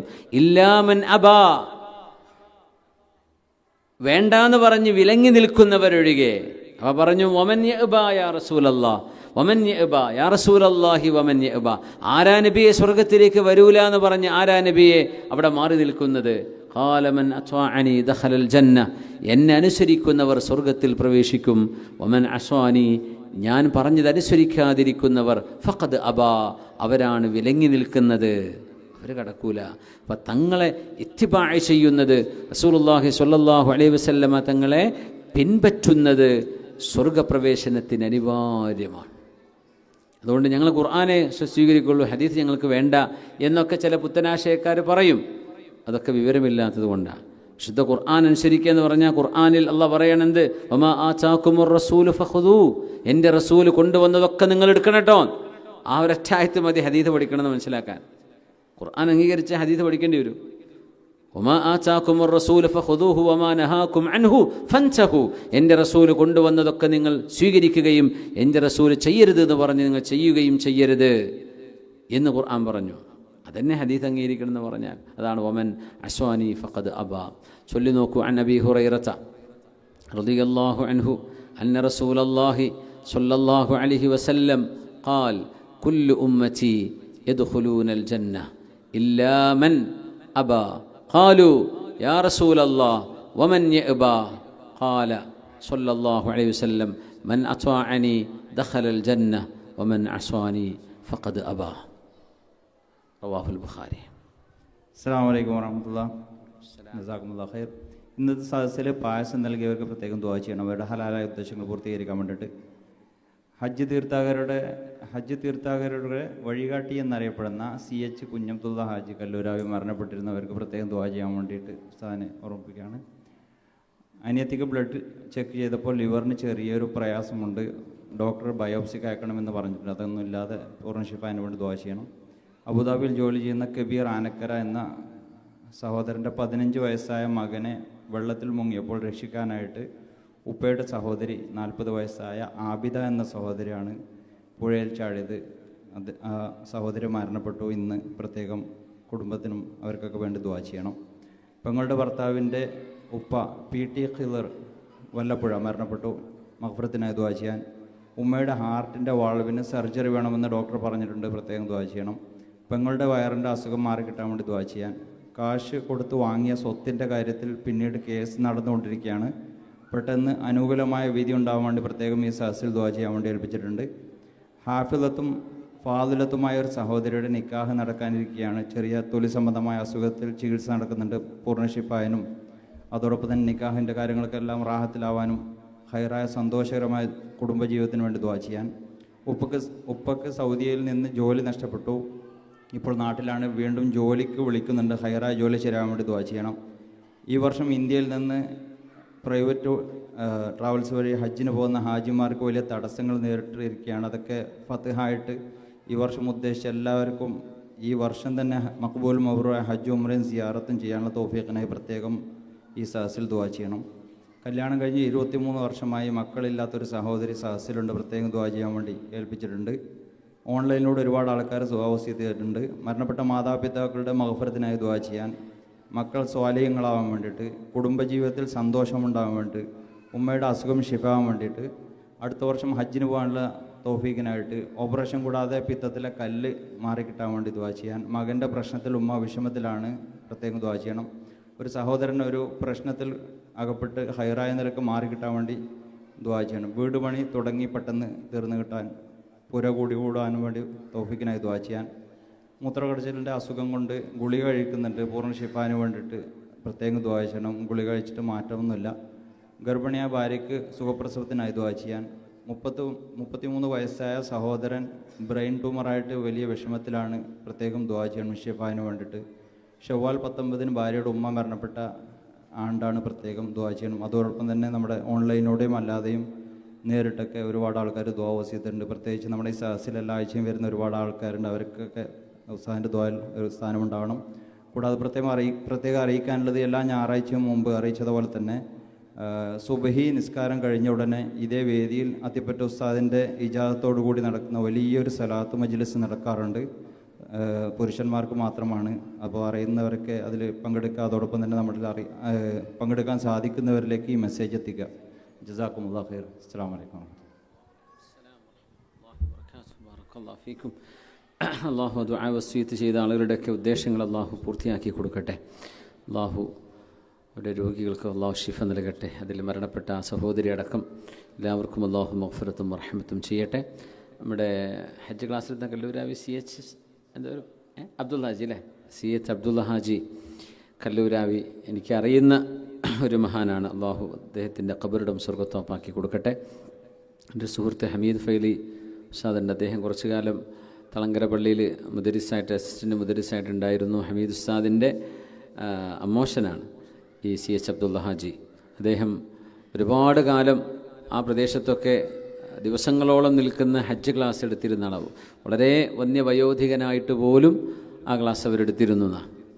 ഒരു നല്ല മഹാനാണ്. ഞാൻ പല പ്രാവശ്യം നേരിട്ട് കണ്ട് പരിചയമുള്ള, വളരെ സ്നേഹമെടുപ്പുണ്ടായിരുന്ന മഹാനാണ്. അള്ളാഹു അദ്ദേഹത്തിൻ്റെ ഖബറിടം സ്വർഗത്തോപ്പാക്കി കൊടുക്കട്ടെ. അള്ളാഹു അവർക്ക് പുറത്തു കൊടുക്കട്ടെ. അവർക്ക് നമുക്കും അള്ളാഹു സ്വർഗം നൽകി അനുഗ്രഹിക്കട്ടെ. ആമീൻ യാ റബ്ബൽ ആലമീൻ. ഈ വർഷം ഹജ്ജിന് പോകുന്ന ആളുകൾക്ക് ഒക്കെ ഒരു ചെറിയ ഒരു കൺഫ്യൂഷൻ, അതായത് ഇപ്പോൾ പ്രൈവറ്റ് ഗ്രൂപ്പിലൊക്കെ പോകുന്നവർക്ക് 80% പ്രൈവറ്റിന് പോകുന്നവരുടെ ആ ഒരു കണക്ക് വെട്ടിച്ചുരുക്കി 20% ആൾക്കാർക്ക് പോകാൻ കഴിയുള്ളൂ എന്നാണ് ഇപ്പോൾ പുതിയ ഒരു സർക്കുലർ വന്നിട്ടുള്ളത് ഗവൺമെൻറ്റിൻ്റെ ഭാഗത്ത് നിന്ന്. അതുകൊണ്ട് തന്നെ ഒരുപാട് ആളുകൾക്ക് പേ ചെയ്ത് റെഡിയായി നിൽക്കുന്ന ഒരു 45,000-ഓളം ആളുകൾ ഒരുപക്ഷെ ഈ വർഷം ഹജ്ജിന് പോകാൻ കഴിയാത്തൊരവസ്ഥ വരാൻ സാധ്യത ഏറെയാണ്. പക്ഷേ അള്ളാഹുവിന് വേണ്ടി നിയ്യത്ത് ചെയ്തു കഴിഞ്ഞാൽ അവർക്ക് ഹജ്ജിൻ്റെ കൂലി അള്ളാഹു നൽകും. നമ്മുടെ ഒരു ഫാൾട്ടല്ല. ഇതൊക്കെ ഒരു രാജ്യം മറ്റൊരു രാജ്യവുമായുള്ള നിലപാടുകളുടെ ഇടപാടുകളുടെയൊക്കെ ഭാഗമായിട്ട് വരുന്നത്. അതുകൊണ്ട് തന്നെ അള്ളാഹു സുബ്ഹാനഹു വ തആല അതിന് പോകാൻ കഴിഞ്ഞില്ലെങ്കിൽ അത് വിഷമിക്കേണ്ട എന്ന് പറയാണ്. കാരണം അത് അള്ളാഹു തീരുമാനിച്ചു വെച്ച ഇതിലും ഹൈറായൊരു സമയത്തിലേക്ക് അള്ളാഹു ഇതാക്കിത്തരും. പിന്നെ തടസ്സങ്ങളില്ലാതെ നിയ്യത്ത് ചെയ്ത പോലെ തന്നെ ഹജ്ജിന് പോകാൻ അള്ളാഹുവിനോട് തൗഫീഖിന് വേണ്ടി ദുആ ചെയ്യാം. അള്ളാഹു നമുക്കൊക്കെ അത് എളുപ്പമാക്കി തരട്ടെ. എല്ലാവർക്കും അള്ളാഹു അത് എളുപ്പമാക്കി തരട്ടെ. ഹജ്ജിന് ആഗ്രഹിച്ചു, ഹജ്ജിൻ്റെ ക്ലാസ്സും കാര്യങ്ങളും പേയ്മെൻറ്റും ഒക്കെ നടത്തി നാട്ടുകാരോടൊക്കെ യാത്ര പറഞ്ഞു തുടങ്ങി ഇരിക്കുന്നൊരു സമയമായിട്ടുണ്ടാവും ഇപ്പോൾ. അതുകൊണ്ട് അത് വലിയൊരു നിരാശാജനകമാണ്. ഗവൺമെൻറ് പോകുന്നവർക്കല്ല, പ്രൈവറ്റ് പോകുന്ന ഒരു ഗ്രൂപ്പുകൾക്കൊക്കെയാണ്, ഇന്ത്യയിൽ നിന്ന് മൊത്തം പോകുന്നവർക്കൊക്കെ ഇത് ബാധകമായിട്ടുണ്ട് എന്നാണ് അറിയാൻ കഴിഞ്ഞത്. ഏതായിരുന്നാലും അള്ളാഹു തആല എല്ലാ പ്രയാസങ്ങളും നീക്കി തന്ന് അള്ളാഹു നമുക്ക് ഹജ്ജും ഉംറയൊക്കെ ചെയ്യാൻ അത് നിയ്യത്ത് ചെയ്ത മുഴുവൻ ആളുകൾക്കും അള്ളാഹു തൗഫീഖ് തരട്ടെ. ആമീൻ യാ റബ്ബൽ ആലമീൻ. മുഹമ്മദ് റുമൈസ് എന്ന് പറഞ്ഞ 33 വയസ്സുള്ള കൊയിലാണ്ടിയിലുള്ള ഒരു ചെറുപ്പക്കാരൻ ബ്രെയിൻ സംബന്ധമായൊരു പ്രയാസത്തിലാണ്, സുഖത്തിലാണ്. അള്ളാഹുവെ നീ വളരെ പെട്ടെന്ന് അത്ഭുതകരമായി ഷിഫ കൊടുക്കണേ പടച്ചവനെ. اللهم اشفه يا رب شفاء عاجلا لا يغادر سقما ولا ألما. അള്ളാഹു നീ ശിഫ നൽകണേ റബ്ബേ, അള്ളാഹു ശിഫ നൽകണേ റബ്ബേ, അള്ളാഹു ശിഫ നൽകണേ റബ്ബേ. ആമീൻ യാ റബ്ബൽ ആലമീൻ. അൽഹംദുലില്ലാഹി റബ്ബിൽ ആലമീൻ ഹംദൻ കസീറൻ ത്വയ്യിബ മുബാറകൻ ജസീലൻ ജമീലൻ ദായിമൻ ബിദ്ദവാമി മുൽക്കില്ലാ. അർഹമർ റഹീമായ മാലിക്കുൽ മുലൂക്കായ അള്ളാഹുവേ, അർഹമർ റഹീമേ, ഞങ്ങളുടെ ദുആഇനെ നീ സ്വീകരിക്കണേ റബ്ബേ. ഈ മജ്ലിസിനെ നീ ഖബൂൽ ചെയ്യണേ പടച്ചവനെ. അള്ളാഹു ഞങ്ങളുടെ പറയുന്നതും കേൾക്കുന്നതും ചിന്തിക്കുന്നതും ആലോചിക്കുന്നതും നീ സ്വീകരിക്കണേ പടച്ചവനെ. സയ്യിദന നിൻ്റെ കലീമായ നിന്നോട് സംസാരിച്ച നബിയും മുർസലുമായ ഉലുൽ അസ്മിൽപ്പെട്ട നബിയായ സയ്യിദന മൂസ അലൈഹി സ്വലാത്തു വസ്സലാം, ആ മഹാനായ റസൂലിനെ സംബന്ധിച്ചാണ് ഞങ്ങൾ പഠിക്കുന്നത്. അള്ളാഹുവേ, ആ മഹാനോടുള്ള മഹബ്ബത്ത് അള്ളാഹുവേ നാളെ അംബിയാഇൻ്റെ കൂടെ സ്വർഗത്തിലെത്താൻ കാരണമാക്കി തരണേ റബ്ബേ. അഷ്റഫുൽ ഖൽഖ് സ്വല്ലല്ലാഹു അലൈഹി വസല്ലം അടക്കമുള്ള അമ്പിയാക്കന്മാരോടെല്ലാം അള്ളാഹുവേ അതിയായ മഹബ്ബത്ത് ഞങ്ങളുടെ കൽബിൽ നൽകണേ തമ്പുരാനെ. ഔലിയാക്കന്മാരോട്, സ്വാലിഹീങ്ങളോട്, ആബിദീങ്ങളോട്, ആലിമീങ്ങളോട്, ഹാഫിദീങ്ങളോട്, ദീനിൻ്റെ ഖാദിമീങ്ങളോട് കൽബിൽ സ്നേഹം തോന്നിപ്പിക്കണേ പടച്ചവനെ. അതിയായ മഹബ്ബത്ത് നൽകണേ പടച്ചവനെ. അള്ളാഹു നിൻ്റെ ദീനിനോട് അടുപ്പിക്കണേ പടച്ചവനെ. ദീനിൻ്റെ അഹ്കാമുകളെ കൽബിന് ഇഷ്ടമാക്കി തരണേ പടച്ചവനെ. അള്ളാഹുവെ, ത്വാഅത്ത് ഞങ്ങൾക്ക് ഇഷ്ടമാക്കണേ റബ്ബേ. തിന്മകൾ ഞങ്ങളുടെ മനസ്സിന് വെറുപ്പാക്കി തരണേ റബ്ബേ. ഞങ്ങളുടെ എല്ലാ തെറ്റുകുറ്റങ്ങളും പാപങ്ങളിൽ നിന്ന് വിട്ടുപുറത്ത് മാപ്പാക്കി തരണേ പടച്ചവനെ.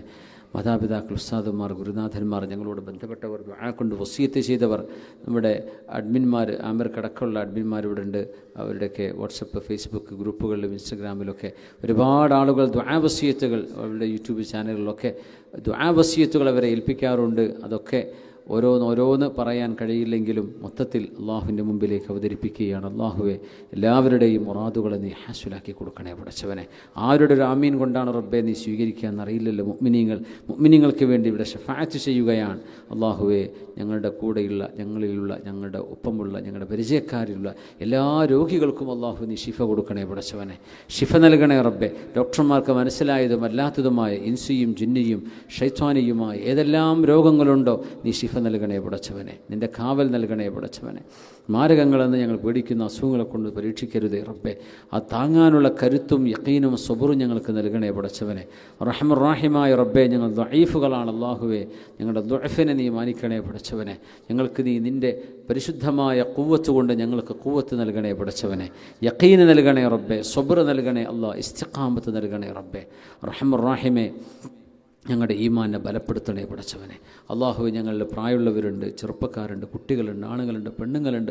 റഹ്മർ റഹീമേ, ഓരോരുത്തരുടെയും പ്രശ്നങ്ങൾ ഓരോന്നാണ്. എല്ലാം അറിയുന്ന റബ്ബെ. പഠിക്കുന്ന മക്കൾക്ക് അവരുടെ പഠനവും സ്കൂളും കോളേജും എക്സാമും ഒക്കെയാണ്. റഹ്മർ റഹീമേ, ഞങ്ങളുടെ മക്കൾ പഠിക്കുന്നവരാണ്. അവരുടെയൊക്കെ പഠനത്തിലൊക്കെ ഉന്നതമായ വിജയം നൽകണേ റബ്ബെ. അവർക്ക് അദബ് നൽകണേ പടച്ചവനെ. നല്ല സൽസ്വഭാവം നൽകണേ റബ്ബെ. നല്ലവനാക്കി തരണേ പടച്ചവനെ. കൺകുളിർമ നൽകണേ പടച്ചവനെ. അള്ളാഹു, ഭാര്യ സന്തതികളിൽ കൺകുളിർമയെ നൽകണേ തമ്പുരാനെ. കുടുംബത്തിൽ, ഉമ്മത്തിൽ, ഞങ്ങളുടെ സൗഹൃദ ബന്ധങ്ങളിൽ, ജോലികളിൽ എല്ലാം അള്ളാഹു നീ സന്തോഷവും റാഹത്തും നൽകണേ അല്ലാ. കാരുണ്യവാനായ തമ്പുരാനെ, വന്യവയോധികരായ ബാവഹാജി അടക്കം ഇവിടെ ഇരിക്കുന്നുണ്ട്. റഹ്മർ റഹീമേ, മഹാനവറുകൾക്ക് നീ ആഫിയത്തും സലാമത്തും ദീർഘായുസ്സും കൊടുക്കണേ തമ്പുരാനെ. ഞങ്ങളെല്ലാവർക്കും നീ ആഫിയത്തും സലാമത്തും ദീർഘായുസ്സും നൽകണേ പടച്ചവനെ. കാരുണ്യവാനായ റബ്ബയുടെ ഭാര്യയ്ക്ക് ശിഫ കൊടുക്കണേ പടച്ചവനെ. സലാമത്ത് നൽകണേ പടച്ചവനെ. കുടുംബത്തിന്, മക്കൾക്ക്, മക്കളുടെ മക്കൾക്ക്, ഞങ്ങൾ ഓരോരുത്തർക്കും, പ്രത്യേകിച്ച് ഇസ്ലാമിക് സെൻറ്ററുമായി ബന്ധപ്പെട്ട് കഴിയുന്ന ഇവിടുത്തെ KMCCയുടെയും സുന്നി സെൻറ്ററിൻ്റെയും ഒരുപാട് പ്രവർത്തകന്മാർ, ദീനിൻ്റെ ഖാദിമീങ്ങൾ, സമൂഹത്തിൻ്റെ ഖാദിമീങ്ങൾ, അള്ളാഹു എല്ലാവർക്കും നിൻ്റെ കാവൽ നൽകണേ തമ്പുരാനെ. ബഹുമാനപ്പെട്ട സമസ്തയിലെ ജമീയത്തുൽ ഉലമ അതിനെ അജയ്യമായ ഇസ്സത്തിൽ നിലനിർത്തണേ പടച്ചവനെ. കാരുണ്യവാനായ റബ്ബെ, പാണക്കാട് സയ്യിദന്മാർ അടക്കമുള്ള ഉമ്മത്തിൻ്റെ ഉമറാക്കൾ, അള്ളാഹു അവരെ നീ നിൻ്റെ കാവലിലും ഇസ്സത്തിലുമാക്കണേ റബ്ബെ. ഈ ഉമ്മത്തിന് അനുകൂലമായ വിധി ഞങ്ങളുടെ രാജ്യത്തിൻ്റെ കോടതികളിൽ നിന്നുണ്ടാക്കണേ റബ്ബെ. വഖഫ് നിയമങ്ങൾ അടക്കമുള്ള വിഷയങ്ങളിൽ ഏതെല്ലാം പ്രശ്നങ്ങൾ അഭിമുഖീകരിക്കുന്നുണ്ടോ അള്ളാഹുവേ, അതൊക്കെ ഈ ഉമ്മത്തിൻ്റെ വഹ്ദത്തിലൂടെ നിൻ്റെ റഹ്മത്ത് കൊണ്ട് പടച്ചവനെ ഖൈറായ വഴിയിലേക്ക്, ഈ ഉമ്മത്തിന് അനുകൂലമായൊരു വിധിയിലേക്ക് ആക്കിത്തരണേ പടച്ചവനെ. ആരൊക്കെ ഉമ്മത്തിന് വേണ്ടി നിയമപോരാട്ടം നടത്തിക്കൊണ്ടിരിക്കുന്നുണ്ടോ അള്ളാഹു, ആ പോരാട്ടങ്ങളൊക്കെ നീ വിജയിപ്പിക്കണേ പടച്ചവനെ. നിയമത്തിൽ നിന്ന് നീതി വാങ്ങിക്കാനുള്ള പരിശ്രമങ്ങളെ, അതിൻ്റെ ഏതറ്റത്ത് വരെയും പോകാനുള്ള കരുത്തും ശേഷിയും ധൈര്യവും എല്ലാവിധ നിൻ്റെ സഹായവും നൽകി നീ അനുഗ്രഹിക്കണമേ തമ്പുരാനെ. കാരുണ്യവാനായ അള്ളാഹുവെ, ഞങ്ങളുടെ ആൺമക്കളും പെൺമക്കളും വിദ്യാർത്ഥിനികൾ അള്ളാഹുവെ നല്ലവരായി ഒരു മയക്കുമരുന്ന് ലഹരിയിലെ വ്യഭിചാരത്തിൻ്റെ ഗ്യാങ്ങുകളിലൊന്നും പെടാതെ നല്ലവരായി സംശുദ്ധരായി ജീവിച്ച് ഉമ്മത്തിന് ഖൈറായവരായി വളർന്ന് സമൂഹത്തിൻ്റെ അഭിമാനികളായി മാറുന്ന നല്ല മക്കളാക്കി തരണേ പടച്ചവനെ. കാരുണ്യവാനെ, എല്ലാ തരത്തിലുമുള്ള മോശപ്പെട്ട ദുർനടപ്പുകളിൽ നിന്ന് ഈ ഉമ്മത്തിൻ്റെ യുവതലമുറ പ്രത്യേകിച്ചും അള്ളാഹു ഞങ്ങളെല്ലാവരെയും നീ കാത്തുരക്ഷിക്കണേ തമ്പുരാനെ. റഹ്മാൻ വിദേശ രാജ്യങ്ങളിൽ പഠിക്കുന്ന ആളുകൾക്കൊക്കെ അള്ളാഹുവിൻ്റെ പ്രത്യേകമായ കാവൽ നൽകണേ റബ്ബേ. അവിടെ ജോലിക്ക് പോയ ആളുകളുണ്ട്, നീ പ്രത്യേകമായി സംരക്ഷണം നൽകണേ പടച്ചവനെ. ദീനിൻ്റെ കാവലാളുകളാക്കണേ പടച്ചവനെ. അവർ വഴിതെറ്റിപ്പോവാതെ കാക്കണേ പടച്ചവനെ.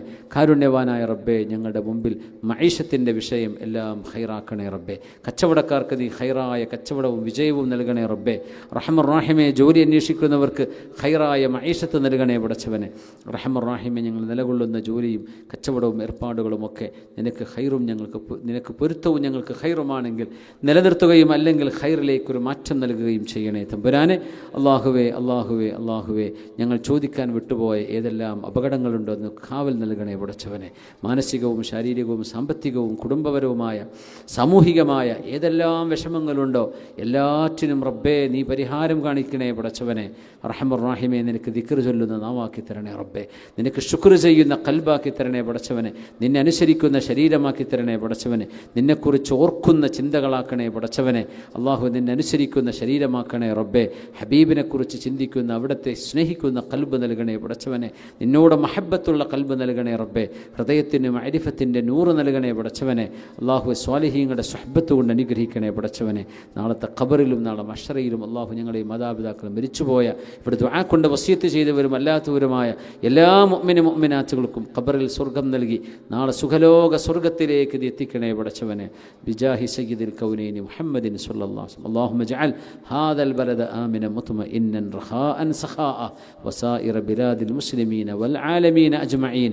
ആമീൻ ബിറഹ്മതിക യാ അർഹമർ റഹീമീൻ. ബിഫദ്ലി സ്വല്ലല്ലാഹു അലാ മുഹമ്മദ് صلى الله عليه وسلم. صلى الله على محمد صلى الله عليه وسلم.